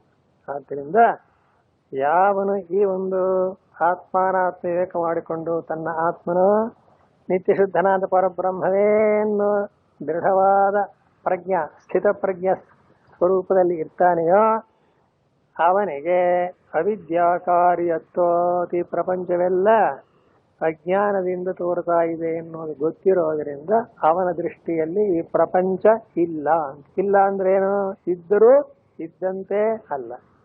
ಹೇಗೆ ಆ ಯಮನ ವೇಷದಲ್ಲಿ ಇದ್ದರೂ ಅವನ ಪತ್ನಿಗೆ ಇದು ವೇಷವೇ ಹೊರತು ನಿಜವಲ್ಲ ಅಂತ ಹೇಗೆ ದೃಢವಾದ ಒಂದು ನಿಶ್ಚಯ ಇರುತ್ತದೆಯೋ ಹಾಗೆ ಜ್ಞಾನಿಯೂ ಕೂಡ ಇರ್ತಾರೆ. ಅವನನ್ನು ಕುರಿತು ಅವಿದ್ಯಾಯಾಶ್ಚ ವಿದ್ಯಾವಿರೋಧಾತ್ ನಿವೃತ್ತಿ ಇತ್ಯೇವಮರ್ಥಂ ಸ್ಫುಟೀಕುರ್ವನ್. ಆದ್ದರಿಂದ ಈಗ ಅರ್ಜುನನಿಗೆ ಭಗವಂತ ಉಪದೇಶ ಮಾಡುವಾಗ ಈ ಜಗತ್ತೆಲ್ಲವೂ ಅವಿದ್ಯಾ ಕಾರ್ಯ ಅಂದ್ರೆ ಅವಿದ್ಯೆ ಇದ್ದಾಗ ಮಾತ್ರವೇ ತೋರುತ್ತದೆ. ಅವಿದ್ಯೆ ಹೋಯಿತು ಅಂದ್ರೆ ಇನ್ನು ಮತ್ತೆ ಈ ಜಗದ್ ವ್ಯವಹಾರ ಅನ್ನೋದೇ ಇಲ್ಲೇ ಇಲ್ಲ ಅಂತ. ಯಾಕೆ? ಅವಿದ್ಯೆಯಿಂದ ಉಂಟಾಗಿರೋದ್ರಿಂದ ಕಾರಣ ಹೋದ ಮೇಲೆ ಕಾರ್ಯ ಇರೋದಿಲ್ಲ. ಅವಿದ್ಯೆ ಅನ್ನೋದೇ ಕಾರಣ, ವ್ಯವಹಾರ ಅನ್ನೋದೇ ಕಾರ್ಯ. ಯಾವಾಗ ಅವಿದ್ಯೆ ಹೋಗುತ್ತದೆಯೋ ವ್ಯವಹಾರದಲ್ಲಿ ಸತ್ಯ ಅಂತಕ್ಕ ಬುದ್ಧಿಯೂ ಕೂಡ ಜ್ಞಾನಿಯಾದವನಿಗೆ ಹೊರಟೋಗುತ್ತದೆ. ಇತ್ಯೇತಮರ್ಥಂ ಈ ಅಭಿಪ್ರಾಯವನ್ನು ಸ್ಫುಟೀಕುರುವನ್ನಾಹ ಸ್ಪಷ್ಟಗೊಳಿಸುವುದಕ್ಕೋಸ್ಕರ ಭಗವಂತನು ಈಗ ಒಂದು ಶ್ಲೋಕವನ್ನು ಹೇಳ್ತಾ ಇದ್ದಾನೆ. ಭಗವದ್ಗೀತೆಯಲ್ಲಿ ಉದ್ದಕ್ಕೆ ಶ್ಲೋಕ ಓದ್ಕೊಂಡು ಹೋಗ್ಬಿಡ್ತೇವೆ, ಆದರೆ ಒಂದು ಶ್ಲೋಕಕ್ಕೂ ಮತ್ತೊಂದು ಶ್ಲೋಕಕ್ಕೂ ಸಂಬಂಧ ಏನು, ವಿಷಯ ಏನು ಹೇಳ್ತಾರೆ ಅನ್ನೋದು ಈ ಭಾಷ್ಯಕಾರರಿಂದಲೇ ನಾವು ಸ್ಪಷ್ಟವಾಗಿ ತಿಳ್ಕೋಬೇಕು. ಈ ರೀತಿಯಾಗಿ ಈವರೆಗೆ ಏನಾಗಿದೆ, ತಸ್ಯ ಪ್ರಜ್ಞಾ ಪ್ರತಿಷ್ಠಿತ ಅಂತ ಹೇಳಿ ಸ್ಥಿತಪ್ರಜ್ಞನ ಲಕ್ಷಣವನ್ನೆಲ್ಲ ವಿಸ್ತಾರವಾಗಿ ಹೇಳಿದ್ದೆ. ನಾನು ಬೆಳಿಗ್ಗೆ ಹೇಳೋಣ ಅಂತ ಮಾಡಿದ್ದೆ, ಒಂದು ಮಾತು ಈಗ ನೆನಪಾಯಿತು. ಸ್ಥಿತಪ್ರಜ್ಞೋಪನಿಷತ್ತು ಅಂತಲೇನೆ ಕನ್ನಡದಲ್ಲಿ ಒಂದು ಪುಸ್ತಕ ಬರುತ್ತೆ, ದಾವಣಗೆರೆ ಶಿವದೇವಾನಂದಗಿರಿ ಅಂತ, ಬಹಳ ಚೆನ್ನಾಗಿದೆ. ಈ 16 ಶ್ಲೋಕದ ಅರ್ಥವನ್ನು ಒಂದು 100 ಪುಟದ ಮೇಲೆ ಬರುತ್ತೆ, ತುಂಬ ಚೆನ್ನಾಗಿದೆ. ಅದು ಓದಬೇಕು. ಆ ಸ್ಥಿತಪ್ರಜ್ಞನ ಲಕ್ಷಣಗಳನ್ನು ಹೇಗೆ ಸಮನ್ವಯ ಮಾಡಿದ್ದಾರೆ ಅನ್ನೋದು ಕನ್ನಡದಲ್ಲಿದೆ, ಬಹಳ ಚೆನ್ನಾಗಿದೆ. ಇರದೆ ಇಂಥ ಒಂದಾನೊಂದು ಸ್ಥಿತಪ್ರಜ್ಞನ ವಿಚಾರವನ್ನು ಇಲ್ಲಿ ನಾವು ಮನಗಂಡಾಗ ಅವನ ಒಂದಾನೊಂದು ವ್ಯವಹಾರದ ಗತಿ ಏನು, ಹೇಗಿರ್ತಾನೆ, ಇದೊಂದು ದೊಡ್ಡ ಪ್ರಶ್ನೆ. ಎಷ್ಟೋ ಜನಗಳಿಗೆ ಒಂದು ಸಂಶಯ ಏನು ಅಂದರೆ, ಓ ಜ್ಞಾನ ಬಂದ್ಬಿಟ್ರೆ ಮುಗ್ದೇ ಹೋಯಿತು, ನಿನ್ನ ಜೀವನ ಮುಕ್ತಾಯ ಅಂತ. ಹಾಗರ್ಥ ಅಲ್ಲೇ ಅಲ್ಲ. ಜ್ಞಾನ ಬರೋದಕ್ಕೂ ಜೀವನವನ್ನು ಮುಂದುವರಿಸೋದಕ್ಕೂ ಏನೇನೂ ವಿರೋಧವಿಲ್ಲ ಅಂತಾರೆ ವೇದಾಂತ. ಯಾಕೆ ಅಂತ ಅಲ್ಲ, ಜ್ಞಾನಿಯಾದವಂತಾನೆ ಅಜ್ಞಾನಿಗಳಿಗೆ ಉಪದೇಶ ಮಾಡಬೇಕು. ಅವನು ಜ್ಞಾನ ಬಂದ ಕೂಡಲೇ ದೇಹನೇ ಬಿಟ್ಬಿಟ್ರೆ ಹೇಳ್ಕೊಡೋರು ಯಾರು ಲೋಕದಲ್ಲಿ? ಅದು ಒಂದೋದಿಲ್ಲ. ಆದ್ದರಿಂದ ಯಾರೂ ಭಯಪಡಬೇಕಾಗಿಲ್ಲ. ಎಲ್ಲರೂ ಜ್ಞಾನ ಬಂದ್ಬಿಟ್ರೆ ನಮ್ಮ ವ್ಯವಹಾರವೇ ಮುಗಿದು ಹೋಗುತ್ತೇನೋ ಅಂತ. ಹಾಗಲ್ಲ, ಬಾಧಿತವಾಗುತ್ತೆ ಅಂತ. ಕನಸಿನಿಂದ ಎಚ್ಚೆತ್ತವನಿಗೆ ಕನಸು ಬಾಧಿತವಾದರೆ ಕನಸಿನ ನೆನಪಿರುತ್ತೆ ನಿಜ. ಆ ಕನಸು ಏನು ಮಾಡುತ್ತವನ್ನ? ಯಾವ ರೀತಿ ಏನಿಲ್ಲ, ಕನಸಿನಲ್ಲಿ ಕಂಡೆ, ಆದರೆ ಏನು ನನಗೆ ಕನಸಿನ ಕಾಲದಲ್ಲಿ ಕೂಡ ಆಗಿರಲಿಲ್ಲ. ಯಾವ ಒಂದು ಆನಂದ ಘಟನೆಯೂ ನಡೆದಿಲ್ಲ, ನಡೆದಂತೆ ತೋರಿತು ಅಂತ ಹೇಗೆ ನಿಶ್ಚಯವಾದ ಬುದ್ಧಿ ಉಳ್ಳವನಾಗಿರ್ತಾನೆಯೋ ಹಾಗೆ ಸ್ಥಿತಪ್ರಜ್ಞನ ವಿಷಯವೂ ಕೂಡ ಈ ವಿಷಯವನ್ನು ಸ್ಪಷ್ಟಗೊಳಿಸುವುದಕ್ಕೋಸ್ಕರ ಭಗವಂತನು ಹೀಗೆ ಒಂದು ಶ್ಲೋಕವನ್ನು ಹೇಳ್ತಾನೆ. ಯಾ ನಿಶಾ ಸರ್ವಭೂತಾನಾಂ ತಸ್ಯಾಂ ಜಾಗರ್ತಿ ಸಂಯಮೇ ಯಸ್ಯಾಂ ಜಾಗೃತಿ ಭೂತಾನಿ ಸಾ ನಿಶಾ ಪಶ್ಯತೋ ಮುನೇಃ ಅಂತ. ಇದರ ಸರಳವಾದ ಅರ್ಥ ನೋಡಿದರೆ ಏನು ನಮಗೆ ಹೊಂದುವಂತೆಯೇ ಕಾಣೋದಿಲ್ಲ. ಯಾಕೆ ನೋಡಿ, ಅಕ್ಷರಾರ್ಥ ಮಾಡಿದ್ರೆ ಏನಾಗುತ್ತೆ, ಎಲ್ಲ ಪ್ರಾಣಿಗಳಿಗೂ ಯಾವುದು ನಿಶಾ ಅಂದರೆ ಕತ್ತಲೆಯಾಗಿದೆಯೋ ತಸ್ಯಾಂ ಆ ಕತ್ತಲೆಯಲ್ಲಿ ಸಂಯಮಿ ಜ್ಞಾನಿಯಾದವನು ಜಾಗೃತಿ ಎಚ್ಚರವಾಗಿರುತ್ತಾನೆ ಅಂತ ಅಕ್ಷರಾರ್ಥ ಮಾಡಿಬಿಟ್ರೆ ಗೊತ್ತಾಯ್ತು ಸ್ವಾಮಿ. ಜ್ಞಾನ ಅಂದರೆ ರಾತ್ರಿಯೆಲ್ಲ ಎಚ್ಚರಾಗಿರಬೇಕು, ಹಗಲೆಲ್ಲ ನಿದ್ದೆ ಮಾಡ ಹಗಲೆಲ್ಲ ನಿದ್ದೆ ಮಾಡೋದು ಅರ್ಥ ಆಗುತ್ತೆ. ಆದ್ದರಿಂದ ಭಾಷ್ಯ ಆಗ ಮುನೇಹೇ ಸಾ ನಿಶಾ. ಓ ಆ ಜ್ಞಾನಿಗೆ ಅದು ರಾತ್ರಿ ಅಂತ. ಅಂದ್ರೇನು, ಹಗಲನ್ನ ರಾತ್ರಿಯಾಗಿಯೋ ರಾತ್ರಿಯನ್ನು ಹಗಲಾಗಿಯೋ ತಲೆ ಕೆಳಗೆ ಮಾಡಿಬಿಟ್ರೆ ಬ್ರಹ್ಮಜ್ಞಾನವಾಯಿತು ಅಂತ ಏನಾದ್ರು ಅರ್ಥ ಮಾಡಿಬಿಟ್ರೆ ಪೂರ್ತಿ. ಅದಕ್ಕೋಸ್ಕರ ಇದು ಗೂಢವಾದಂಥ ಅರ್ಥವನ್ನು ಉಳ್ಳದ್ದಾಗಿದೆ ಅಂತ. ಆ ಮಹಾಭಾರತದಲ್ಲಿ ತಾನೇ ಭಗವದ್ಗೀತೆ ಬರೋದು. ಅಲ್ಲಿ ವೇದವ್ಯಾಸರು ಒಂದು ಮಾತನ್ನು ಹೇಳ್ತಾರೆ. ಈ ಗ್ರಂಥದಲ್ಲಿ ಅಂದರೆ ಅವರು ಮಾಡಿರ್ತಕ್ಕಂಥ ಮಹಾಭಾರತ ಗ್ರಂಥ 1,00,000 ಶ್ಲೋಕ ಇದೆ. ಅಲ್ಲೊಂದು ಶ್ಲೋಕ ಬರೀತಾರೆ, ಅಷ್ಟೌ ಶ್ಲೋಕ ಸಹಸ್ರಾಣಿ ಅಷ್ಟೌ ಶ್ಲೋಕ ಶತಾನಿ ಚ ಅಹಂ ವೇದ್ಮಿ ಶುಕೋ ವೇತ್ತಿ ಸಂಜಯೋ ವೇತ್ತಿವಾನವಾ. ಇದು ಮಹಾಭಾರತಲ್ಲೇ ಇರೋಷ್ಟು. ಇದರಲ್ಲಿ ಕೆಲವು ಒಗಟುಗಳನ್ನು ಜೋಡಿಸಿದ್ದೇನೆ. 8,800 ಒಗಟಿನ ಶ್ಲೋಕಗಳಿವೆ. ಇವುಗಳ ಅರ್ಥ ಬರೆದಿರತಕ್ಕ ನನಗೆ ಗೊತ್ತು. ವೇದವ್ಯಾಸರು ಹೇಳೋದು, ಅಹಂ ವೇದ್ಮಿ ನಾನು ತಿಳಿದಿದ್ದೇನೆ, ನನ್ನ ಮಗ ಶುಕ ಮಹಾಮನಿ ಅವನಿಗೆ ಗೊತ್ತು. ಮಾಡಿರ್ತಕ್ಕಂಥ ಮಹಾಭಾರತ ಗ್ರಂಥ 1,00,000 ಶ್ಲೋಕ ಇದೆ. ಶುಕ ಮಹಾಮನಿ ಅವನಿಗೆ ಗೊತ್ತು. ನಮ್ಮಿಬ್ಬರನ್ನು ಬಿಟ್ರೆ ಇನ್ನೀ ಸಂಜಯ ಅಂತಕ್ಕವನು ಧೃತರಾಷ್ಟ್ರನಿ ತಾನೆ ಇಡೀ ಮಹಾಭಾರತ ಕಥೆ ಭಗವದ್ಗೀತೆಯಲ್ಲಿ ಹೇಳಿದ್ನಲ್ಲ, ಅವನಿಗೆ ಕೂಡ ವೇತ್ತಿವಾ ನವ, ಅವನಿಗೆ ಕೂಡ ಗೊತ್ತಿದೆಯೋ ಇಲ್ಲವೋ ಅಂತ ಹೀಗೊಂದು ಶ್ಲೋಕ ಬರುತ್ತೆ. ಅಂದ್ರೇನಾಯ್ತು, ಅವೆಲ್ಲ ಗ್ರಂಥಿಗಳು ಅಂತ ಅತ್ಯಂತ ಚೆನ್ನಾಗಿ ಬಿಡಿಸಿ ನಿಜವಾಗಿ ಅರ್ಥ ಮಾಡಿಕೊಳ್ಳಬೇಕಾದಂಥ ಕಠಿಣವಾದ ಶಬ್ದಗಳು, ಶ್ಲೋಕಗಳು. ಆ ಶಬ್ದಾರ್ಥ ಮಾತ್ರ ಹೊಂದಲ್ಲ, ತಾತ್ಪರ್ಯಾರ್ಥ ಅಚ್ಚುಕಟ್ಟಾಗಿ ಹೊಂದುತ್ತೆ. ಆ ತಾತ್ಪರ್ಯಾರ್ಥವನ್ನು ಗ್ರಹಣ ಮಾಡಬೇಕು ಅಂತ. ನಮ್ಮೆಲ್ಲರ ಅವನು ಒಂದಾನೊಂದು ಇದರಿಂದ ಅದೃಷ್ಟದಿಂದ ಅಂತ ಹೇಳಬೇಕು. ಪೂಜ್ಯ ಶಂಕರ ಭಗವತ್ಪಾದರವರೀಗ ಈ ಶ್ಲೋಕಕ್ಕೆ ಏನರ್ಥ ಅನ್ನೋದನ್ನು ತಿಳಿಸ್ತಾರೆ. ಅಕ್ಷರಾರ್ಥ ಗೊತ್ತಾಯ್ತಲ್ಲ, ಯಾ ನಿಶಾ ಸರ್ವಭೂತ ನಾಮ. ಹಾಗಲ್ಲ, ಕೇಳಿ. ಯಾ ನಿಶಾ ರಾತ್ರಿ ಸರ್ವಪದಾರ್ಥಾನಾಂ ಅವಿವೇಕಕರೀ ತಮಸ್ವಭಾವತ್ವಾತ್ ಸರ್ವಭೂತಾನಾಂ ಸರ್ವೇಷಾಂ ಭೂತಾನಾಂ. ಯಾ ನಿಶಾ ಸರ್ವಭೂತಾನಾಂ, ಮೂರು ಪದ ತಗೊಳ್ಳಿ. ಯಾವ ನಿಶಾ ಅಂದ್ರೆ ರಾತ್ರಿ ಅನ್ನೋದು ಅಕ್ಷರಾರ್ಥ ಸರಿ. ಇಲ್ಲಿ ರಾತ್ರಿಯ ಪ್ರಸ್ತಾಪ ಏನು ಇಲ್ಲವಾದ್ದರಿಂದ ನಿಷೇವ ನಿಶಾ ಅಂದ್ರು. ರಾತ್ರಿ ಇದ್ದಂತೆ ಹೇಗೋ ಹಾಗೆ ಅಂತ ನಿಷೇವ ನಿಶಾ. ಯಾಕೆ ನಿಶಾ ಅನ್ನೋ ರಾತ್ರಿಯನ್ನು ಇಲ್ಲಿ ಗ್ರಹಣ ಮಾಡಿದ್ದಾರೆ ಅಂದ್ರೆ ಸರ್ವೇಷಾಂ ಭೂತಾನಾಂ ಅಂತ. ಅಂದ್ರೆ ರಾತ್ರಿ ಎಂಬುದು ಎಲ್ಲಾ ಪ್ರಾಣಿಗಳಿಗೂ ಹೇಗೆ ಕಗ್ಗತ್ತಲೆಯ ಸ್ವರೂಪದಲ್ಲಿ ಇದ್ದು ಏನೊಂದು ಪದಾರ್ಥ ಜ್ಞಾನವನ್ನು ಕೂಡ ಮಾಡಿಕೊಳ್ಳುವುದಕ್ಕೆ ಅವಕಾಶವಿಲ್ಲವೋ ಅಂತ. ಅಂದ್ರೇನು? ಕಣ್ಣಿರುತ್ತೆ, ಕೈ ಇರುತ್ತೆ, ಕಾಲಿರುತ್ತೆ, ಎಲ್ಲ ಇರುತ್ತೆ ನಿಜ. ಕಗ್ಗತ್ತಲೆ ಆಗಿಬಿಟ್ರೆ ಒಂದು ಹೆಜ್ಜೆ ಎತ್ತಿ ಇಡೋಕ್ಕೂ ಗೊತ್ತಾಗೋದಿಲ್ಲ. ಅತ್ಯಂತ ಗಾಢವಾದ ಕತ್ತಲೆಯಲ್ಲಿ ಯಾವ ದಿಕ್ಕು ಯಾವುದು, ಎಲ್ಲಿದೆ, ಏನು ಒಂದು ಗೊತ್ತಾಗಲ್ಲ ನೋಡಿ. ಇದು ಭಯಂಕರವಾದಂಥ ಕಗ್ಗತ್ತಲೆಯ ಅಮಾವಾಸ್ಯೆ ರಾತ್ರಿಯ ಒಂದಾನೊಂದು ಸ್ಥಿತಿ ಅಂತ ಇಲ್ಲಿ ಅರ್ಥ ಮಾಡ್ತಾರೆ. ಸರ್ವಭೂತಾನಾಂ ನಿಶಾ, ನಿಶಾ ಅಂದ್ರೆ ಇಲ್ಲಿ ರಾತ್ರಿ ಅಂದ್ರೆ ರಾತ್ರಿಯಂತೆ ಅಂತ. ಹೇಗೆ ರಾತ್ರಿಯಲ್ಲಿ ಕಾಣುವುದಿಲ್ಲವೋ, ಯಾರಿಗೂ ಕೂಡ ಪ್ರಾಣಿಗಳಿಗೂ ಕೂಡ ಒಂದಾನೊಂದು ವ್ಯವಹಾರಕ್ಕೆ ಅವಕಾಶವಿಲ್ಲವೋ, ಹಾಗೆ ಪರಮಾರ್ಥ ತತ್ವ ಅಂತಕ್ಕಂಥದ್ದು ಸಾಮಾನ್ಯರಾದಂತಹ ಜನಗಳಿಗೆ ಕತ್ತಲೆಯ ಸ್ಥಿತಿ ಇದ್ದಂತೆ ಇರುತ್ತದೆ. ಅಂದ್ರೆ ಏನಾಯ್ತು? ನಮ್ಮೆಲ್ಲರ ಆತ್ಮನೇ ಆಗಿರತಕ್ಕ ಪರಬ್ರಹ್ಮವೂ ಕೂಡ ಅಜ್ಞಾನಿಗಳ ದೃಷ್ಟಿಯಲ್ಲಿ ಇಲ್ಲವೇ ಇಲ್ಲ ಅಂತ. ಆದ್ರಿಂದಲೇ ಆ ಭಗವಂತ ಒಂದು ಶ್ಲೋಕ ಹೇಳ್ದ, ಏನಂತ? ಆಶ್ಚರ್ಯವತ್ ಪಶ್ಯತಿ ಕಶ್ಚಿದೇನು ಆಶ್ಚರ್ಯವದ್ವದತಿ ತಥೈವ ಚಾನ್ಯ ಅಂತ ಹಿಂದೆ ಬಂತು ನೋಡಿ.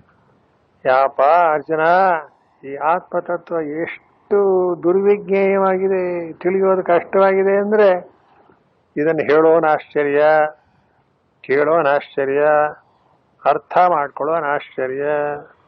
ಇಷ್ಟೆಲ್ಲ ಹೇಳಿ ಕೇಳಿ ಅರ್ಥ ಮಾಡ್ಕೊಂಡ್ಮೇಲೂ ಇವನನ್ನು ತಿಳ್ಕೊಂಡಿರೋನು ಯಾವನೋ ಒಬ್ಬ. ಶ್ರುತ್ವಾಪ್ಯೇನಂ ವೇದ ನ ಚೈವ ಕಶ್ಚಿತ್. ಆದ್ರಿಂದ ಇದನ್ನು ಏನಂದಬೇಕು? ಅತ್ಯಂತ ರಹಸ್ಯವಾದದ್ದು ಅಂತ. ಅದನ್ನ ಒಂದು ಗೌಣವಾಗಿ ಏನಂತ ಹೇಳಿದ್ರು? ಕಗ್ಗತ್ತಲೆ ಇದ್ದಾಗಿದೆ.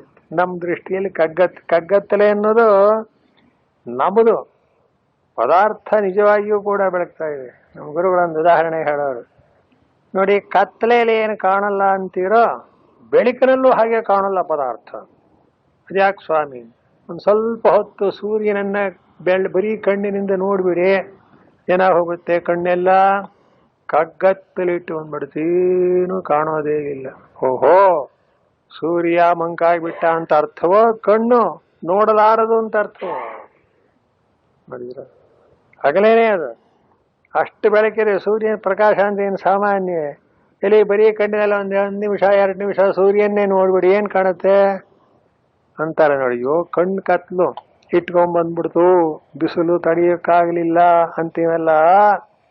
ಈ ಅರ್ಥ ಇಲ್ಲಿ ಮಾಡಬೇಕಾದದ್ದು. ಯಾ ನಿಶಾ ಸರ್ವಭೂತಾನ ಅಂದರೆ ಸ್ವಯಂ ಪ್ರಕಾಶನಾಗಿರತಕ್ಕ ಸೂರ್ಯ ಅಷ್ಟು ಎಲ್ಲಾ ದೇದೀಪ್ಯಮಾನನಾಗಿ ಬೆಳಗ್ತಾ ಇದ್ದಾಗ್ಯೂ ಕೂಡ ನಮ್ಮ ಕಣ್ಣಿಗೆ ಆ ಸೂರ್ಯನ ಬೆಳಕು ತಡ್ಕೊಳಕ್ಕಾಗದೇ ಇದ್ದಾಗ ಇದು ಕಗ್ಗತ್ಯಾಗಿ ಕಾಣುತ್ತೆ. ಯಾಕೆಂದ್ರೆ ಕಣ್ಣಿನ ಯೋಗ್ಯತೆ ಅಷ್ಟೇನೆ, ಯಾವುದೋ ಒಂದು ಲಿಮಿಟೆಡ್, ಅಷ್ಟೇ ಒಂದು ನಿಯಮಿತವಾದ ಬೆಳಕಿದ್ರೆ ಆ ಬೆಳಕನ್ನು ನೋಡಬಲ್ಲದು.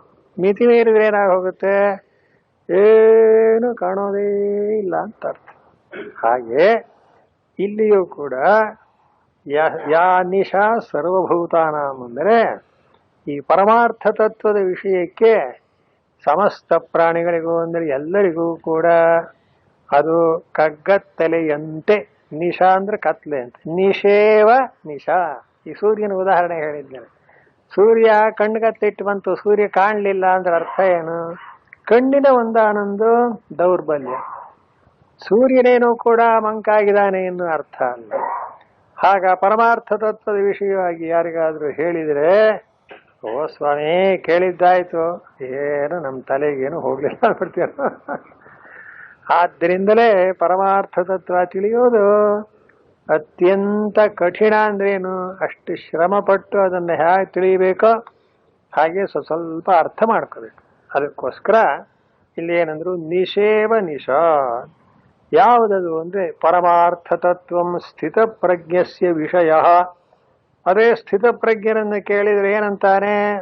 ಎಲ್ಲಾದ್ರೂ ಉಂಟೆ, ಅವನ ಆ ಸ್ವರೂಪವನ್ನ ತನ್ನ ಒಂದಾನೊಂದು ಅಂತಃಕರಣದ ಶುದ್ಧಿಯಿಂದ ನೋಡಿರ್ತಾನೆ.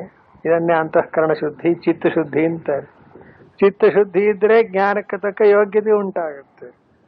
ಸಾಮಾನ್ಯ ಸ್ಥಿತಿಯಲ್ಲಿ ಏನಾಗುತ್ತೆ, ಆ ಅಂತಃಕರಣವೇ ಮುಂಕಾಗಿಬಿಡುತ್ತೆ, ಏನು ಆ ಬ್ರಹ್ಮವಸ್ತುವನ್ನು ತಿಳ್ಕೊಳ್ಳಲಾರದು. ಆದ್ದರಿಂದ ಸರ್ವಭೂತಾನಾಂ ಅಂದ್ರೆ ಸಾಮಾನ್ಯವಾಗಿ ಸೃಷ್ಟಿಯಲ್ಲಿರತಕ್ಕ ಎಲ್ಲರಿಗೂ ಕೂಡ ಈ ಪರಮಾರ್ಥ ತತ್ವ ಏನಾಗಿದೆ? ಕತ್ತಲೆ ಅಂದ್ರೆ ಕತ್ತಲೆಯಂತೆ. ಅಂತೆ ಅಂದ್ರೆ ಏನು? ನೋಡೋರಿಗೆ ಕತ್ತಲೆ, ವಸ್ತು ಏನೂ ಅಲ್ಲ ಅಂತ ಅರ್ಥ. ಪರಮಾತ್ಮ ಕೃಷ್ಣ ವಿಶ್ವರೂಪ ತೋರಿಸ್ಬಿಟ್ಟ ಅರ್ಜುನನಿಗೆ. ಇನ್ನು ಮುಂದೆ 11ನೇ ಅಧ್ಯಾಯದಲ್ಲಿ ಬರುತ್ತೆ ಅಂತ ಇಟ್ಕೊಳ್ಳಿ. ಅಲ್ಲೇನ್ ಹೇಳ್ತಾನೆ ಗೊತ್ತೇ? ನ ತುಮಾಂ ಶಕ್ಯಸೇ ದ್ರಷ್ಟುಂ ಅನೇನೈವ ಸ್ವಚಕ್ಷುಷಾ. ನಾನ್ ತೋರಿಸೋದೇನೋ ತೋರಿಸ್ತಾ ಇದ್ದೀನಿ, ನೀನು ನಿನ್ನೆ ಈ ಕಣ್ಣಿನಿಂದ ನನ್ನನ್ನು ನೋಡಲಾರೆ. ಏನಾಯ್ತು ಅರ್ಜುನನ ಕಣ್ಣು ಹಾಗಾರೆ? ಆ ವಿಶ್ವರೂಪವನ್ನ ನೋಡಲಾರದು ಅಂದ್ರೆ ಅವನ ದೃಷ್ಟಿಯಲ್ಲಿ, ಅರ್ಜುನನ ಸಾಮಾನ್ಯ ದೃಷ್ಟಿಯೊಳಗೆ ಕತ್ಲಿ, ಪ್ರಯೋಜನ ಅಲ್ವೇ? ಆದ್ದರಿಂದಲೇ ದಿವ್ಯಂ ದದಾಮಿ ತೇ ಚಕ್ಷು ಅಂತ. ಹಾಗೆ ಇಲ್ಲಿಯೂ ಅರ್ಥ ಮಾಡಬೇಕು. ಭಗವತ್ಪಾದರು ನೋಡಿ ಈ ಶ್ಲೋಕವನ್ನು ಹೀಗೆ ಅರ್ಥ ಮಾಡ್ತಾರೆ. ಸಾಮಾನ್ಯವಾದಂತಹ ಎಲ್ಲಾ ಪ್ರಾಣಿಗಳಿಗೂ, ವ್ಯವಹಾರಸ್ಥರಿಗೂ, ಸಾಮಾನ್ಯರಿಗೂ ಈ ಪರಮಾರ್ಥ ತತ್ವ ಕತ್ತಲೆಯಂತೆ ಆಗಿಬಿಟ್ಟಿದೆಯೋ ಅಂದ್ರೆ ಅದನ್ನು ತಿಳಿದುಕೊಳ್ಳಲಾರದೆ ಇದ್ದಾರೆಯೋ. ಆಗ ಯಥಾ ದೃಷ್ಟಾಂತನ ಕೊಡ್ತಾರೆ. ನಕ್ತಂಚರಾಣ ಅಹರೇವ ಸತ್ ಅನ್ಯೇಷಾಂ ನಿಶಾ ಭವತಿ ತದ್ವತ್ ನಕ್ತಂಚರ ಸ್ಥಾನೀಯಾನಾಂ ಅಜ್ಞಾನಾಂ. ಹಾಗೆ ಹೋಯ್ತು. ಎಂಥ ಒಂದಾನೊಂದು ಉದಾಹರಣೆ ಕೊಟ್ಟಿದ್ದಾರೆ ನೋಡಿ. ಸರ್ವಭೂತಾನ ನಿಷೇವ ನಿಶಾ ಪರಮಾರ್ಥ ತತ್ವಂ ಅಗೋಚರತ್ವಾತ್ ಅತದ್ಬುದ್ಧೀನಾಂ.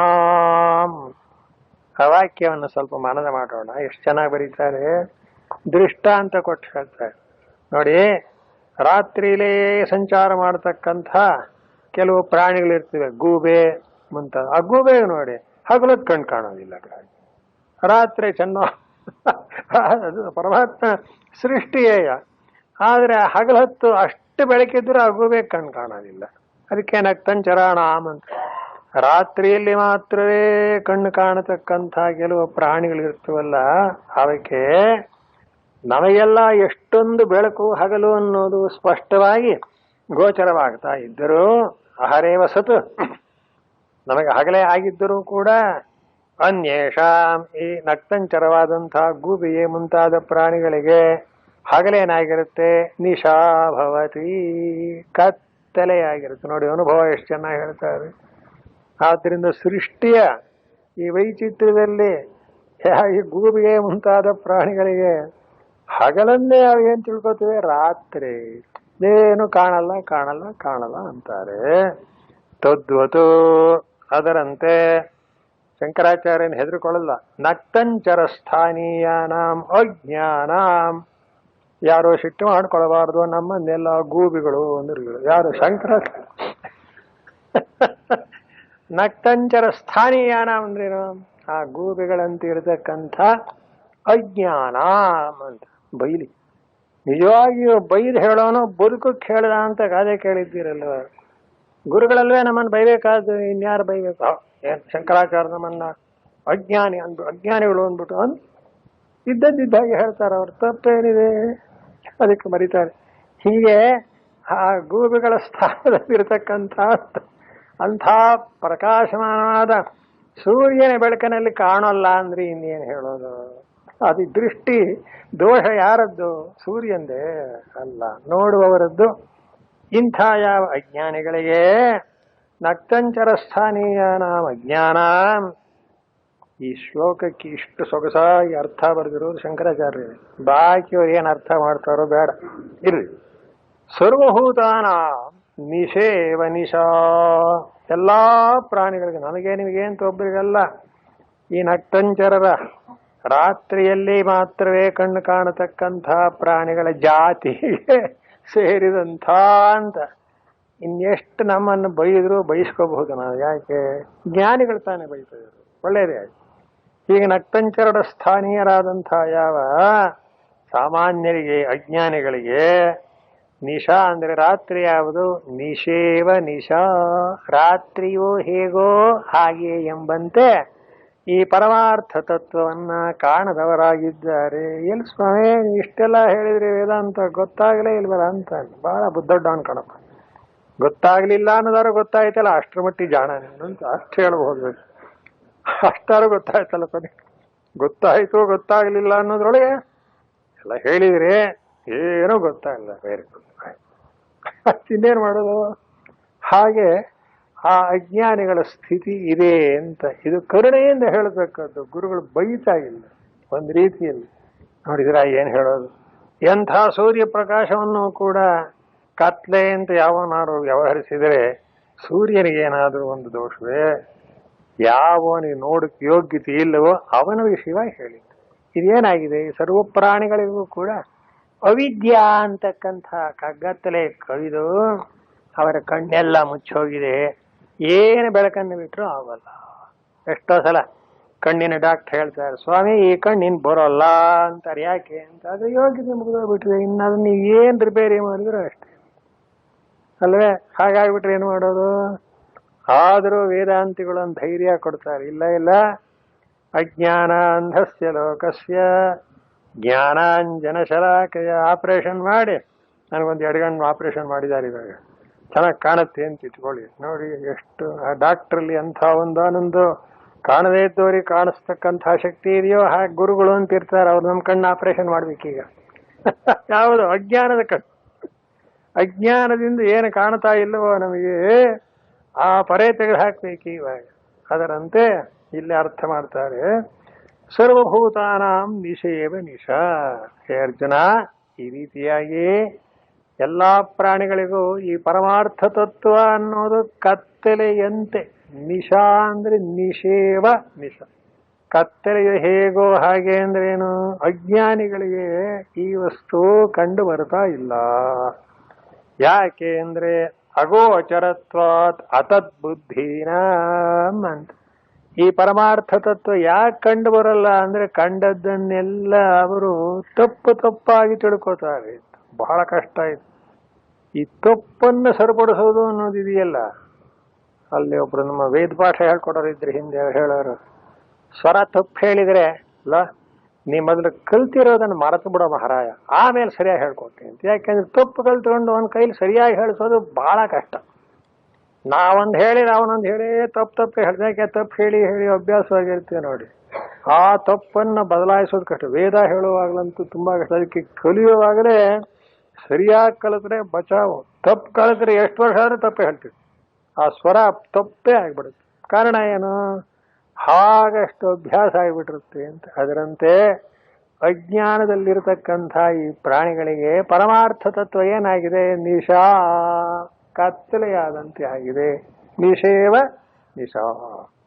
ಇಂಥ ಸ್ಥಿತಿಯಲ್ಲಿ ತಸ್ಯಾಂ ಪರಮಾರ್ಥ ತತ್ವ ಲಕ್ಷಣಾಯಾಂ ಅಜ್ಞಾನ ನಿದ್ರಾತಃ ಪ್ರಬುದ್ಧ ಜಾಗರ್ತಿ. ನೋಡಿದ್ರ, ಇಂಥ ಪರಮಾರ್ಥ ತತ್ವ ನಿತ್ಯ ಸ್ವಯಂ ಪ್ರಕಾಶ ಸ್ವರೂಪವಾಗಿದ್ದು ಚೆನ್ನಾಗಿ ಬೆಳಗ್ತಾ ಇದ್ದರೂ ಕೂಡ ಈ ಅಜ್ಞಾನಿಗಳ ದೃಷ್ಟಿಯಲ್ಲಿ ಅದು ನಿಶಾಂತ ಆಗಿದೆ ಅಂತ ಹೇಳಲಿಲ್ವೇ?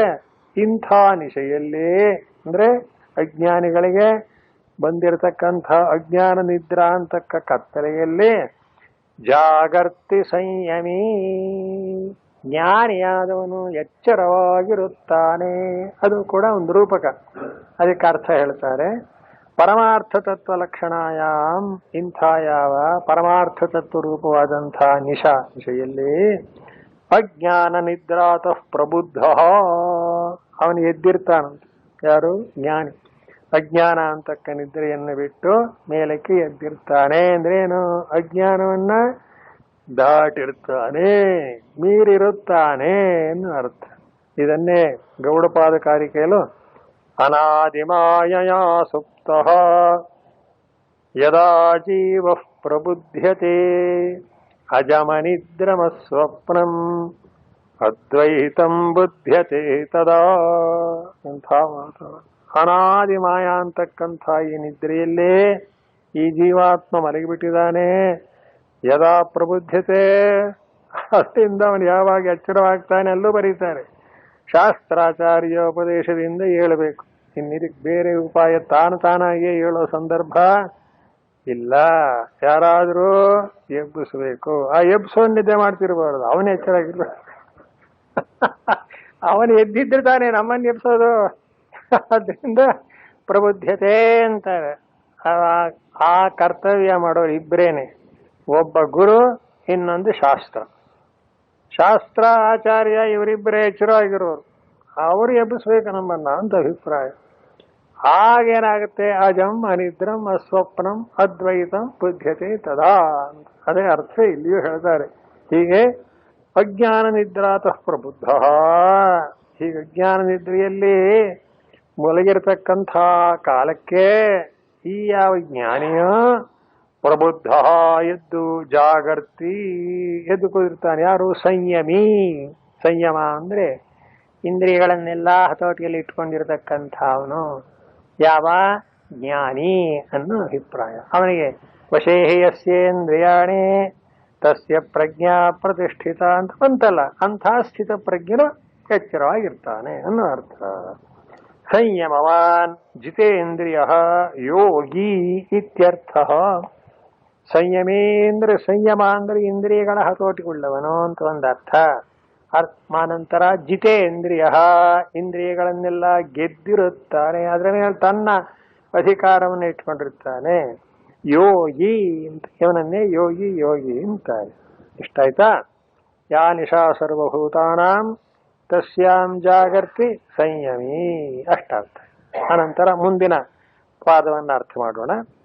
ಯಸ್ಯಾಂ ಜಾಗ್ರತಿ ಭೂತಾನಿ ಸಾ ನಿಶಾ ಪಶ್ಯತೋ ಮುನೇ. ಓಹೋ, ಗೊತ್ತಾಯ್ತು ಏನು? ಯಾವ ಅಜ್ಞಾನ ನಿದ್ರೆಯಲ್ಲಿ ಈ ಸಂಸಾರಿಗಳೆಲ್ಲರೂ ಕೂಡ ಮಲಗಿದ್ದು ಪರಮಾರ್ಥ ತತ್ವವನ್ನ ಕಾಣದೇ ಇದ್ದಾರೆಯೋ ಅಂಥ ಸ್ಥಿತಿಯಲ್ಲಿ ಜ್ಞಾನಿಯಾದವನು ಎಚ್ಚರವಾಗಿರ್ತಾನೆ. ಇಷ್ಟು ವಿಚಾರವನ್ನು ಈಗ ತಿಳ್ಕೊಂಡಾಗಾಯ್ತು. ಈಗ ಮುಂದಕ್ಕೆ ಕೇಳಿ. ಯಸ್ಯಾಂ ಜಾಗೃತಿ ಭೂತಾನಿ. ಓಹೋ, ನಾವೆಲ್ಲ ಅಜ್ಞಾನ ನಿದ್ದೆಯಲ್ಲಿ ಮಲಗಿದ್ದೇವೆ ಅಂತ ಹೇಳಿಬಿಟ್ರಲ್ಲ, ಎಲ್ಲಾದರೂ ಉಂಟೆ ನಾವು ಎಚ್ಚರವಾಗಿರೋದಿಲ್ವೇ ಅಂತ ಕೇಳ್ತೀವಿ. ಹೌದು, ಎಚ್ಚರವಾಗಿರ್ತೇವೆ. ನಿಜ. ಎಚ್ಚರ ಅಂದ್ರೆ ನಮ್ಮ ಅರ್ಥ ಏನು? ದ್ವೈತವನ್ನ ಕಾಣೋದು. ನಮಗೂ ಕೂಡ ದ್ವೈತಾವಸ್ಥೆ ಅದ್ವೈತಾವಸ್ಥೆ ಎರಡು ಅನುಭವ ಇದೆ. ದ್ವೈತಾವಸ್ಥೆ ಯಾವುದು? ಎಚ್ಚರ. ಅದ್ವೈತಾವಸ್ಥೆ ಯಾವುದು? ಗಾಢ ನಿದ್ರೆ ಅಂತ. ಅಲ್ಲೇ ಬಂದಿರೋದು. ಆ ಗಾಢ ನಿದ್ರೆ ಒಳಗೆ ಏನಾಗಿದೆ? ಏನನ್ನು ನಾವು ಕಾಣ್ತಾ ಇಲ್ಲ. ಆದರೆ ಅದನ್ನ ವ್ಯವಹಾರ ದೃಷ್ಟಿಯಿಂದ ಅಜ್ಞಾನಾವಸ್ಥೆ, ಸುಷುಪ್ತಾವಸ್ಥೆ ಅಂತ ಕರೀತಾರೆ. ನಿಜವಾಗಿ ವೇದಾಂತ ದೃಷ್ಟಿಯಿಂದ ಕೇಳಿದರೆ ಆಗ ನಾವು ಒಬ್ಬರೇ ಇರ್ತೀವಲ್ಲ, ಆದ್ರಿಂದ ಏನಂತ ಏನು ಕಾಣಲ್ಲ, ಅದ್ವೈತಾವಸ್ಥೆ. ಅಲ್ಲಿ ಶಂಕರ ವೇದಾಂತಲ್ಲಿ ಏನು ಬರೀತಾರೆ? ಗಾಢ ನಿದ್ರೆ ಮಾಡಿದವನು ಏನನ್ನು ಕಾಣಲ್ಲ ಅಂದ್ರೆ ಅರ್ಥ ಏನು? ಕಾಣಲ್ಲ ಅಂದ್ರೆ ಕಾಣುವವನಿಲ್ಲವೋ, ಕಾಣಲ್ಪಡತಕ್ಕ ವಸ್ತು ಇಲ್ಲವೋ? ಯಾಕೆಂದ್ರೆ ಕಾಣೋದು ಕಾಣಲ್ಪಡೋದು ಅನ್ನೋದು ದ್ವೈತ ತಾನೆ.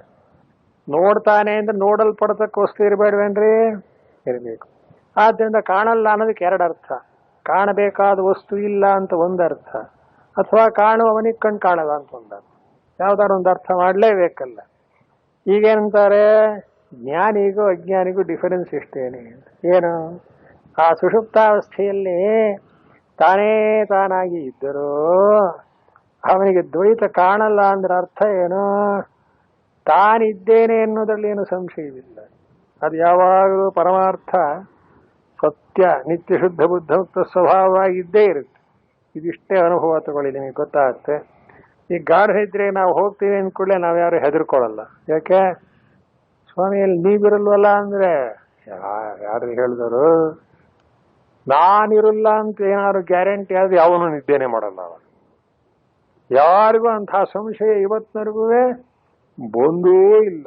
ಧೈರ್ಯವಾಗಿ ಎದ್ದ ಮೇಲೆ ಕೂಡ ಏನಂತಾನೆ, ಸುಖಮಹಮಸ್ಸು ಆಪ್ಸಂ, ನಾನು ಸುಖವಾಗಿ ನಿದ್ರೆ ಮಾಡಿದೆ, ಆದ್ರೆ ಏನು ಗೊತ್ತಾಗ್ಲಿಲ್ಲ ಅಂತ. ಏನು ಗೊತ್ತಾಗದೆ ಇದ್ರೆ ಬೇಡ, ನೀನಿದ್ಯೋ ಇಲ್ಲಪ್ಪ, ಏನೂ ಗೊತ್ತಾಗ್ಲಿಲ್ಲ ಅನ್ನೋದು ಗೊತ್ತಾಯ್ತಾ ಇಲ್ವೋ?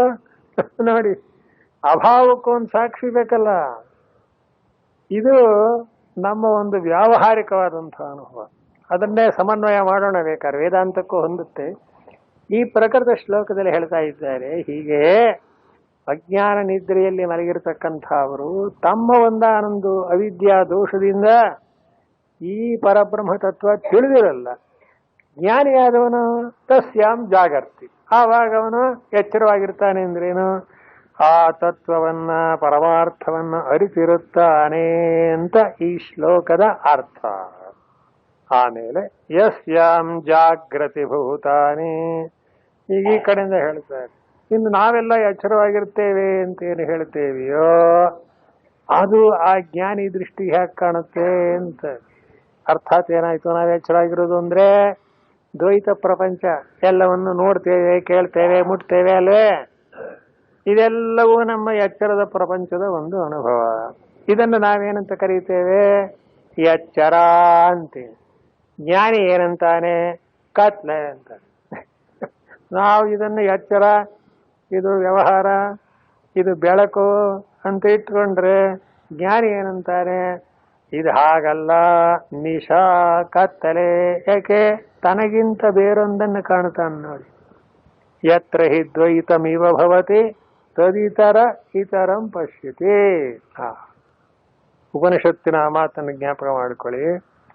ಎಲ್ಲಿ ನಮ್ಮ ಅನುಭವ ಅಂತಕ್ಕದ್ದು ತನಗಿಂತ ಬೇರೊಂದಾಗಿ ಬೇರೆಯಾಗಿ ಕಾಣುತ್ತದೆಯೋ ಅದೇ ಅವಿದ್ಯೆ. ಅವಿದ್ಯೆ ಇದ್ರೆ ಕಾಣೋದದು ದ್ವೈತ, ಇಲ್ಲದೆ ಇದ್ರೆ ಖಂಡಿತವಾಗಿ ದ್ವೈತವನ್ನು ಕಾಣಕ್ಕಾಗೋದಿಲ್ಲ. ಆದ್ದರಿಂದಲೇ ದ್ವೈತವನ್ನು ಕಾಣ್ತಾ ಇರತಕ್ಕ ಈ ಅವಸ್ಥೆಯನ್ನ ಎಚ್ಚರ ಅಂತಲೋ ನಾವು ಚೆನ್ನಾಗಿ ನೋಡ್ತಾ ಇದ್ದೇವೆ ಅಂತಲೋ ಎಷ್ಟೇ ತಿಳ್ಕೊಂಡಿದ್ದರು ಅದನ್ನೇ ಒಂದು ಮಾತಿನಲ್ಲಿ ಅಂದ್ರೆ ಏನಂತ? ಯಸ್ಯಾಂ ಜಾಗೃತಿ ಭೂತಾನಿ. ಇದು ಜ್ಞಾನಿಗೆ ಏನನ್ಸತ್ತೆ ಅಂದ್ರೆ ಸಾನಿಶಾ ಪಶ್ಯತೋ ಮುನೇ. ಈ ಒಂದಾನೊಂದು ಗ್ರಾಹ್ಯ ಗ್ರಾಹಕ ಅಂತಕ್ಕ ರೂಪದಲ್ಲಿ ಕಂಡು ಬರತಕ್ಕ ಈ ವ್ಯವಹಾರ ಪ್ರಪಂಚವೆಲ್ಲವೂ ನಿಶಾ, ಕತ್ಲೆ ಇದ್ದ ಹಾಗೆ. ಅಂದ್ರೆ ಏನು? ಇದು ಯಾವುದು ನಿಜವಲ್ಲ, ಪರಮಾರ್ಥವಲ್ಲ.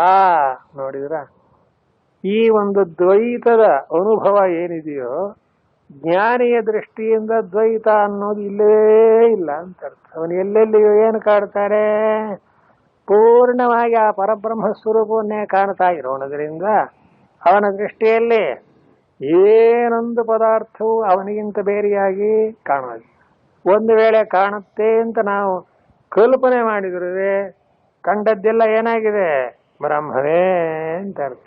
ಪ್ರತಿಯೊಂದನ್ನು ಬ್ರಹ್ಮರೂಪದಿಂದಲೇ ಕಾಣ್ತಾನೆ. ಅದು ಸುಮ್ಮನೆ ಶಬ್ದ. ಬ್ರಹ್ಮವನ್ನ ತಾನು ಬ್ರಹ್ಮವಾಗಿದ್ದು ಬ್ರಹ್ಮರೂಪದಿಂದ ಕಾಣುತ್ತಾನೆ ಅಂದ್ರೆ ತಾನು ಅನ್ನೋದು, ಕಾಣ್ತಾನೆ ಅನ್ನೋದು, ಬ್ರಹ್ಮ ಅನ್ನೋದು ಎಲ್ಲವೂ ಏನಾಗಿದೆ? ಬ್ರಹ್ಮವೇ ಆಗಿದೆ. ಆದ್ರಿಂದ ಏನಂತಾರೆ? ಕೇನ ಕಂಪಶ್ಯೇತ್ ಅಂತ. ಯತ್ರ ತ್ವಸ್ಯ ಸರ್ವಮಾತ್ಮೈವಾಭೂತ್ ಕೇನ ಕಂಪಶ್ಯೇತ್ ಅಂತ. ಎಲ್ಲಿ ಎಲ್ಲವೂ ಆತ್ಮನೇ ಆಗಿ ಹೋಗಿದೆಯೋ ಅಲ್ಲಿ ಯಾವನು ಯಾತರಿಂದ ಏನನ್ನ ಕಾಣ್ತಾನೆ ಅಂದ್ರೆ ಕ್ರಿಯಾ, ಕಾರಕ, ಫಲ, ಕರ್ತೃ, ಕರ್ಮ ಎಂಬ ಭೇದವೆಲ್ಲ ಡುಬ್ಗಯೇ ಅಂತ ಕಬೀರ್ ಹೇಳ್ತಾ ಇದ್ರು. ನಮ್ಮ ಗುರುಗಳನ್ನ ಏನಾಯ್ತು ಅಂತ, ಎಲ್ಲ ಡುಬ್ಗಯೇ ಅಂತ, ಎಲ್ಲ ಮುಳುಗೋಯ್ತು ಅಂತ. ಯಾಕೆ ಅಂತ? ಬ್ರಹ್ಮದಲ್ಲಿ ಎಲ್ಲ ಒಂದಾದ್ಮೇಲೆ ಬೇರೆ ಬೇರೆ ಎಲ್ಲಿರುತ್ತೆ? ಪ್ರತ್ಯೇಕತೆ ಎಲ್ಲಿ ಬರಕ್ಕೆ ಸಾಧ್ಯ? ಆದ್ರಿಂದ ಪಶ್ಯತೋ ಮುನೇ ಎಂದು ಇದು ಚೆನ್ನಾಗಿದೆ. ಯಸ್ಯಾಂ ಜಾಗೃತಿ ಭೂತಾನಿ ಅಂದ್ರೆ ಯಾವ ವ್ಯವಹಾರ ಪ್ರಪಂಚದಲ್ಲಿ ಈ ಪ್ರಾಣಿಗಳೆಲ್ಲವೂ ನಾನೇ ಎಚ್ಚರವಾಗಿದ್ದೇನೆ, ನಾನು ನೋಡುವವನು ಇದು ನೋಡಲ್ಪಡ್ತಕ್ಕದ್ದು ಅಂತ ದ್ವೈತವನ್ನ ವ್ಯವಹರಿಸ್ತಾ ಇರ್ತಾರೆಯೋ ಅದು ಜ್ಞಾನಿಗೆ ಹೇಗೆ ಕಾಣುತ್ತೆ ಅಂದ್ರೆ ನಿಶಾ. ಹ್ಯಾಕೆ ಕತ್ತಲೆಯಲ್ಲಿ ಏನು ಕಾಣಲ್ವೋ ಹಾಗ ಎಲ್ಲವೂ ಏನಾಗಿದೆ ಅವನ ದೃಷ್ಟಿಯಲ್ಲಿ ಸಮಸ್ತವೂ ಆತ್ಮನೇ ಆಗಿರೋಣದ್ರಿಂದ ಆತ್ಮ ಸ್ವರೂಪ ಒಂದನ್ನೇ ಅರಿತಿರುವ ಸ್ವರೂಪ ಜ್ಞಾನಿಗೆ ಈ ಒಂದಾನೊಂದು ಗ್ರಾಹ್ಯ ಗ್ರಾಹಕ ಅಂತಕ್ಕಂಥ ಭೇದ ಇರುವುದಿಲ್ಲ, ಎಲ್ಲವೂ ಅದೇ ಆಗಿದೆ. ಈ ಏಕತ್ವವನ್ನ ಬ್ರಹ್ಮಜ್ಞಾನ ಅಂತ ಕರೀತಾರೆ. ಆ ಏಕತ್ವ ನಾನಾತ್ವ ಅನ್ನೋದರ ಗುಟ್ಟನ್ನು ಹೇಗೆ ತಿಳ್ಕೋಬೇಕು. ನಾನಾತ್ಮವೆಲ್ಲ ಏನಾಗಿದೆ, ಕಲ್ಪಿತವಾಗಿದೆ. ಏಕತ್ವ ಅನ್ನೋದು ಏನಾಗಿದೆ, ಸ್ವರೂಪ. ಅದು ಆ ಸ್ವರೂಪವನ್ನು ಯಾರು ಬದಲಾಯಿಸಕ್ಕಾಗಲ್ಲ. ಆದ್ದರಿಂದಲೇ ಸ್ವರೂಪ ಬಿಟ್ಟು ಈ ವ್ಯವಹಾರಕ್ಕೆ ಬಂದಿರತಕ್ಕ ಜೀವಾತ್ಮರನ್ನ ಇದರಿಂದ ಮೇಲಕ್ಕೆ ಎದ್ದು ತನ್ನ ಸ್ವರೂಪದಲ್ಲಿ ನಿಂತ್ಕೋ ಅಂತ ಹೇಳ್ತಾರೆ. ಇದೇ ಏನಂತ ಅಹಂ ಬ್ರಹ್ಮಾಸ್ಮಿ ಅನ್ನೋದ್ರ ಅರ್ಥ. ಹೀಗಾಗಿ ಆ ಶ್ಲೋಕದ ಅರ್ಥವನ್ನ ವಿವರಣೆ ಮಾಡಿದ್ರು. ಈಗ ತಾತ್ಪರ್ಯ ಅರ್ಥ ಹೇಳ್ತಾರೆ. ಯಾಕೆ ಅಂದ್ರೆ ಈ ಶ್ಲೋಕವನ್ನು ಬರೀ ಅಕ್ಷರಾರ್ಥದಿಂದ ನಾವು ವಿಚಾರ ಮಾಡಿದರೆ ಸಾಲದು ಅಂತ ಭಗವತ್ಪಾದರು ಇನ್ನೊಂದೆರಡು ವಿಚಾರಗಳನ್ನು ಪ್ರಸ್ತಾಪ ಮಾಡ್ತಾರೆ, ಕೇಳೋಣ. ಅತಃ ಕರ್ಮಾಣಿ ಅವಿದ್ಯಾವಸ್ಥಾಯಾಮೇವ ಚೋದ್ಯಂತೆ ನ ವಿದ್ಯಾವಸ್ಥಾಯಾಂ ವಿದ್ಯಾಯಾಂ ಹಿ ಸತ್ಯಾಂ ಉದಿತೆ ಸವಿತರಿ ಶಾರ್ವರಮಿವ ತಮಃ ಪ್ರಣಾಶಂ ಉಪಗಚ್ಚತಿ ಅವಿದ್ಯಾ. ಈಗ ನಿಜವಾಗಿ ವಿಷಯವನ್ನ ಗಮನಿಸೋಣ, ಏನು ಹೇಳಬೇಕಾಗಿದೆ ಅಂತ. ವಿದ್ಯಾ ಅವಿದ್ಯಾ ಅಂತ ಹೇಳಿ ಎರಡು ರೀತಿಯಾದಂಥ ವ್ಯವಹಾರ. ವಿದ್ಯೆ ಅಂದ್ರೆ ಬ್ರಹ್ಮವಿದ್ಯೆ, ಅವಿದ್ಯೆ ಅಂದ್ರೆ ಬ್ರಹ್ಮವನ್ನ ಮರೆತು ದ್ವೈತವನ್ನು ಕಾಣೋದು. ಈಗಂತಾರೆ ಪ್ರತಿಯೊಬ್ಬನೂ ಕೂಡ ಹುಟ್ಟೋವಾಗ ಅವಿದ್ಯಾವಂತನಾಗೇ ಇರೋದು. ಅದನ್ನ ಶಂಕರಾಚಾರ್ಯರು ಘಂಟಾಘೋಷವಾಗಿ ಹೇಳಿದ್ದಾರೆ. ಏನಂತ? ಅಹಮಿದಂ ಮಮೇದಮಿತಿ ನೈಸರ್ಗಿಕೋಯಂ ಲೋಕವ್ಯವಹಾರ ಅಂತ. ಲೋಕವ್ಯವಹಾರ ಹೇಗಿದೆ ಅಂದ್ರೆ ನಾನು ನನ್ನದು ಅಂತಕ್ಕ ದ್ವೈತದಿಂದಲೇ ಪ್ರಾರಂಭವಾಗಿದೆ. ಆದ್ರಿಂದ ನಾನು ಮಾತ್ರ ನಾನು, ನಾನಲ್ಲದ್ದೆಲ್ಲ ನೀನು ಅವನು ಅಂತ ಎಲ್ಲ ದ್ವೈತ ಅಲ್ಲವೇ. ಈ ಸ್ಥಿತಿಯನ್ನ ವೇದಾಂತಿಗಳೇನಂತಾರೆ, ಅವಿದ್ಯ ಅಂತ ಕರೆಸ್ತಾರೆ. ಎರಡನೇದು ಕಾಣುತ್ತೆ ಅಂದರೆ ಆ ಎರಡನೇದು ಎಂಬುದು ಮೊದಲನೇದರಂತೆ ಪರಮಾರ್ಥವಲ್ಲ. ಒಂದು ಇರತಕ್ಕದ್ದು, ಒಂದು ಕಾಣತಕ್ಕದ್ದು. ಬರೀ ಕಾಣಿಸ್ಕೊಳ್ಳೋದನ್ನ ಇರುವುದರ ಜೊತೆಗೆ ಯಾರಾದರೂ ಸೇರಿಸಿ ಎರಡು ಅಂತ ಹೇಳಕ್ ಬರುತ್ತೆಯೋ. ಈಗ ಯಾರ ಮನೆಗೂ ಊಟಕ್ಕೆ ಹೋಗ್ತೇವೆ, ದಯಮಾಡಿಸಿ ಸ್ವಾಮಿ ಎಲೆ ಹಾಕಿದೆ ಕೂತ್ಕೊಳ್ಳಿ, ಇನ್ನೊಂದು ಎಲೆ ಹಾಕಿ. ಯಾಕೆ? ನನ್ನ ನೆರಳಿಗೆ ಪಾಪ ನೆರಳು ನಮ್ಮ ಮನೆ ತನಕ, ಈ ಮನೆ ತನಕ ನನ್ನ ಜೊತೆಯಲ್ಲಿ ಬಂದಿದೆ. ಬರ್ತಾ ಇದ್ದಾಗ ನಾನು ನನ್ನ ನೆರಳು, ನಾನು ನನ್ನ ನೆರಳು ಅಂತ, ನಾನು ನನ್ನ ಮಗ, ನನ್ನ ಹೆಂಡತಿ ಅಂತ ಹೇಳಿದಾಗ ಹೇಳ್ತಿರ್ತೀವಿ. ಆದ್ರೆ ಆ ನೆರಳಿನ ಗತಿ ಏನಾಯ್ತು? ಒಳಕ್ ಬಂದ್ ಕೂಡ್ಲೆ ಇಲ್ಲೇ ಇಲ್ಲ. ಹಾಗಾದ್ರೆ ಎದುರಿಗೆ ಜೊತೆಯಲ್ಲಿ ಬರುವಾಗ ಇತ್ತಲ್ಲ ಅಂದ್ರೆ ಇದ್ದಂತೆ, ಅಲ್ಲಿಯೂ ಅದು ನಿಜವಾಗಿ ಇರಲಿಲ್ಲ, ತೋರಿಕೊಂಡಿತ್ತು. ಇದನ್ನೇ ವೇದಾಂತಲ್ಲಿ ಏನಂತಾರೆ, ಪ್ರಪಂಚ ಎಲ್ಲ ಮಿಥ್ಯೆ ಅಂದ್ರೆ ಹೀಗೆ ಕಾಣುತ್ತೆ, ವಾಸ್ತವವಾಗಿ ಪರಮಾರ್ಥವಾಗಿ ಇಲ್ಲ. ಮನುಷ್ಯನ ನೆರಳು ಅಂತ ಎರಡು ಅಂತ ವ್ಯವಹಾರ ಮಾಡಿದ್ರು, ಎರಡಲ್ಲ, ಅದು ನಿಜವಾಗಿ ಏನಾಗಿದೆ ಒಂದೇ. ಅಥವಾ ಕನ್ನಡಿಯಲ್ಲಿ ಪ್ರತಿಬಿಂಬ ನೋಡ್ಕೊಂಡ್ರೆ ಈ ಎರಡಾಯ್ತೆ, ನಾನು ಮತ್ತು ಪ್ರತಿಬಿಂಬ ಅಂತ. ಹಾಗಾಗೋದಿಲ್ಲ. ಪ್ರತಿಬಿಂಬ ಅನ್ನೋದು ಇನ್ನೊಂದು ವಸ್ತುವೇ ಅಲ್ಲ. ಈ ಬಿಂಬದ ಆಧಾರದಿಂದ ಒಂದು ಕಾಣತಕ್ಕ ತೋರಿಕೆ. ಶಂಕರ ವೇದಾಂತಲ್ಲಿ ಇದನ್ನು ತುಂಬಾ ಡೀಪ್ ಆಗಿ ಹೋಗಬೇಕು. ತೋರಿಕೆ ಯಾವುದು, ಇರತಕ್ಕದ್ದು ಯಾವುದು. ಇದನ್ನು ಮೊದಲೇ ಹೇಳಿದ ಭಗವಂತ, ನಾ ಸತೋ ವಿದ್ಯತೆ ಭಾವ ನಾಭಾವೋ ವಿದ್ಯತೆ ಸತಃ. ನೋಡು, ಯಾವುದು ಇದೆಯೋ ಅದು ಎಲ್ಲಾ ಕಾಲದಲ್ಲೂ ಇದೆ ಅನಿಸ್ಕೊಳ್ಳುತ್ತೆ, ಯಾವ ಕಾಲದಲ್ಲೂ ಇಲ್ಲ ಅನಿಸ್ಕೊಳ್ಳೋದಿಲ್ಲ. ಪ್ರತಿಬಿಂಬವಾಗಲಿ ನೆರಳಾಗಲಿ ಯಾವಾಗಲೂ ಇದೆ ಅನಿಸ್ಕೊಳುತ್ತೆ. ಕತ್ಲೆ ಆದ ಕೂಡಲೇ ಎಲ್ಲಿ ಹೋಯ್ತು ನಿಮ್ಮ ನೆರಳು? ಯಾರು ಹುಡ್ಕೊಂಡು ಹೋಗ್ತಾರೆ, ತಡೀರಿ ನೆರಳು ತಗೊಂಡ್ಬಂದಿದ್ದೆ ನರಸೀಪುರಕ್ಕೆ, ಎಲ್ಲಿ ಹೋಗ್ಬಿಡ್ತೀನೋ ಅಂತ ಯಾರು ಹುಡುಕ್ತಾರೆ? ಗೊತ್ತೇ ನಮಗದು ವಸ್ತುವಲ್ಲ. ಆದ್ರೆ ತೋರುತ್ತಲ್ಲ ಅಂದ್ರೆ ನಾವೇನ್ ಮಾಡೋಣ? ಇದಕ್ಕೆ ತೋರುತ್ತೆ ಅಂತ ಅಷ್ಟು ಹೇಳಿ ಇದೆ ಅಂತ ಯಾಕಂತೀರಿ? ಇದೇನ್ ಬೇಕಾದ್ರೆ ಅದಕ್ಕೆ ಸತ್ವ ಇರಬೇಕು. ಆದ್ದರಿಂದ ಈ ವ್ಯವಹಾರ ಅನ್ನೋದು ಇಷ್ಟೇ, ಕೇವಲ ಒಂದಾನಂದು ಸತ್ಯಾನೃತೆ ಮಿಥುನೀಕೃತ್ಯ. ಎಂಥ ಮಾತು ನೋಡಿ, ಯಾವ ಆಚಾರ್ಯರು ಈ ಮಾತು ಬರೆಯೋದಿಲ್ಲ. ಸುಳ್ಳನ್ನು ಮತ್ತು ನಿಜವನ್ನು ಬೆರೆಸಿ ಅಂತ ಆ ಮಾತಿನ ಅರ್ಥ. ನಿಜವಾದ ಅಂತರಾರ್ಥ ಏನು ಬೆರೆಸಕ್ಕಾಗತ್ತೆ ಅಂದ್ರೆ, ಸುಳ್ಳನ್ನು ಮತ್ತು ಇದನ್ನು ನಿಜವನ್ನು ಬೆರೆಸೋದು ಅಂದ್ರೆ ಸುಳ್ಳು ಅನ್ನೋದು ಇಲ್ಲದೆ ಇರೋ ಪದಾರ್ಥ. ಯಾರು ಹೇಳಕ್ಕಾಗ್ತೀಯ? ಸ್ವಾಮಿ ಒಬ್ಬನೇ ಇದ್ದೆ ಮನೇಲಿ ಅಂತ ಕನ್ನಡ ಬಂದು ನಿಂತ್ಕೊಂಡ್ಬಿಡಿ, ನಿಮ್ ಜೊತೆಗಿನ್ನ ಬ್ರಿಜೆ ಇರ್ತಾರಲ್ಲ ಅಂದ್ರೆ ಏನು ಮಾಡೋದು ತಗೊಂಡು? ಅದಾಗುತ್ತೆ? ಸಾಧ್ಯವೇ? ಏನಾರು ಅಸ್ತಿತ್ವ ಇದೆಯಾ ಪ್ರತಿಬಿಂಬಕ್ಕೆ? ನೋಡಿದ್ರ? ಆದ್ದರಿಂದ ಇದೊಂದು ಭ್ರಾಂತಿ. ಇದಕ್ಕೋಸ್ಕರಲೇ ಶಂಕರ ವೇದಾಂತಲ್ಲಿ ಏನಂತಾರೆ? ಬ್ರಹ್ಮ ಸತ್ಯಂ ಜಗನ್. ಅಷ್ಟೆ, ಜಗತ್ತೆಲ್ಲ ತೋರ್ತಾ ಇರೋದು, ವಾಸ್ತವವಾಗಿ ಅದರಲ್ಲಿ ಖಂಡಿತ ಅಸ್ತಿತ್ವ ಇಲ್ಲ. ಒಂದು ವೇಳೆ ಇದೆ ಅಂದ್ರೆ ಬ್ರಹ್ಮವೇ ಹಾಕಿ ತೋರುತ್ತೆ ಅಂತ ಬೇಕಾದ್ರೆ ಅರ್ಥ ಮಾಡಬಹುದು ಅಲ್ಲವೇ? ಆದ್ದರಿಂದ ಈಗೇನಾಯ್ತು? ಶಾನಿಶಾ ಪಶ್ಯತೋ ಮುನೇಹೇ ಅಂತ ಹೇಳಿದಾಗ ಇನ್ನೊಂದು ಸಿದ್ಧಾಂತವನ್ನ ಇಲ್ಲಿ ಭಗವತ್ಪಾದರು ತೋರಿಸ್ತಾರೆ. ಅತಃ ಕರ್ಮಾಣಿ ಅವಿದ್ಯಾವಸ್ಥಾಯಾಮೇವ ಚೋದ್ಯಂತೆ ನ ವಿದ್ಯಾವಸ್ಥಾಯಾಮ್. ಇದ್ಯಾಕೆ ಬರೀತಾರೆ ಅಂದ್ರೆ, ಜ್ಞಾನಿಯಾದವನಿಗೆ ಕರ್ಮಗಳು ಉಂಟೇ ಇಲ್ಲವೇ ಅಂತ ಇದೊಂದು ವಾದ. ವೇದಾಂತದಲ್ಲಿ ಜ್ಞಾನ ಕರ್ಮಗಳ ಸಮುಚ್ಚಯ ಅಂತ ಬೇರೆ ಒಂದು ಹಿಂದಿನ ಕಾಲದ ವಾದಿಗಳಿದ್ರು. ಅವರಿಗೆ ಉತ್ತರ ಕೊಡೋಕ್ಕೋಸ್ಕರ ಭಗವತ್ಪಾದರು ಈ ಮಾತು ಬರೀತಾರೆ. ಅಲ್ರಿ, ಕರ್ಮ ಅನ್ನೋದು ಅವಿದ್ಯಾವಸ್ಥೆಯಲ್ಲಿರೋದು, ಜ್ಞಾನ ಅಂತಕ್ಕಂಥದ್ದು ವಿದ್ಯಾ ಬ್ರಹ್ಮ ವಿದ್ಯಾವಸ್ಥೆ, ಅದು ಸತ್ಯ, ಇದು ಅನೃತ. ಎರಡನ್ನು ಹ್ಯಾಕ್ ಕೂಡ್ಸೋಕ್ಕಾಗತ್ತೆ? ಆದ್ದರಿಂದ ಒಂದು ವೇಳೆ ಕರ್ಮಗಳನ್ನು ಹೇಳಿದ್ರೆ ನಾನು ನನ್ನದು ಅಂತಕ್ಕ ಭೇದ ಬುದ್ಧಿಯಿಂದ ಹೇಳಿರುತ್ತೆ. ಆದ್ರಿಂದ ಈಗ ಮುಂದಿನ ಪ್ರಶ್ನೆ ಏನು ಅಂದ್ರೆ, ಈ ಜ್ಞಾನ ಅನ್ನೋದು ಯಾವನಿಗೆ ಉದಯಿಸಿ ಬಿಡುತ್ತದೆಯೋ ಆ ಜ್ಞಾನಿಯಾದವನು ಕರ್ಮವನ್ನ ಮಾಡಬೇಕೇ ಬ್ಯಾಡವೇ ಅಂತ ಇಷ್ಟೇ ಪ್ರಶ್ನೆ. ಈ ಜ್ಞಾನ ಕರ್ಮದ ಸಮುಚ್ಚಯ ಅಂತ ಹಿಂದೆ ಶಂಕರಾಚಾರ್ಯರಿಗಿಂತ ಹಿಂದಿನ ವಾದಿಗಳು ಹೇಳ್ತಾ ಇದ್ರು. ಏನಂತ? ಜ್ಞಾನ ಬಂದ ಮೇಲೂ ಕರ್ಮವನ್ನ ಅನುಷ್ಠಾನ ಮಾಡುದು ಅಂದ್ರೆ ಅವರ ಅರ್ಥ ಬೇರೆ. ಅವ್ರಿಗೆ ಜ್ಞಾನ ಅಂದ್ರೇನು, ಕರ್ಮ ಹೇಗೆ ಮಾಡಬೇಕು ಅನ್ನೋ ತಿಳುವಳಿಕೆಯನ್ನು ಅರ್ಥ ಹಾಗೆ ಮಾಡೋರು. ಈ ಭಗವತ್ಪಾದರು ಹೇಳ್ತಾರೆ ಹಾಗಲ್ಲ. ಜ್ಞಾನ ಅನ್ನೋದು ಹೇಗೆ ಕತ್ತಲೆಯಿಂದ ಬೆಳಕು ಬಂದ ಕೂಡಲೇ ಕತ್ತಲೆ ಹೊರಟು ಹೋಗ್ಬಿಡುತ್ತೋ, ಎರಡನ್ನು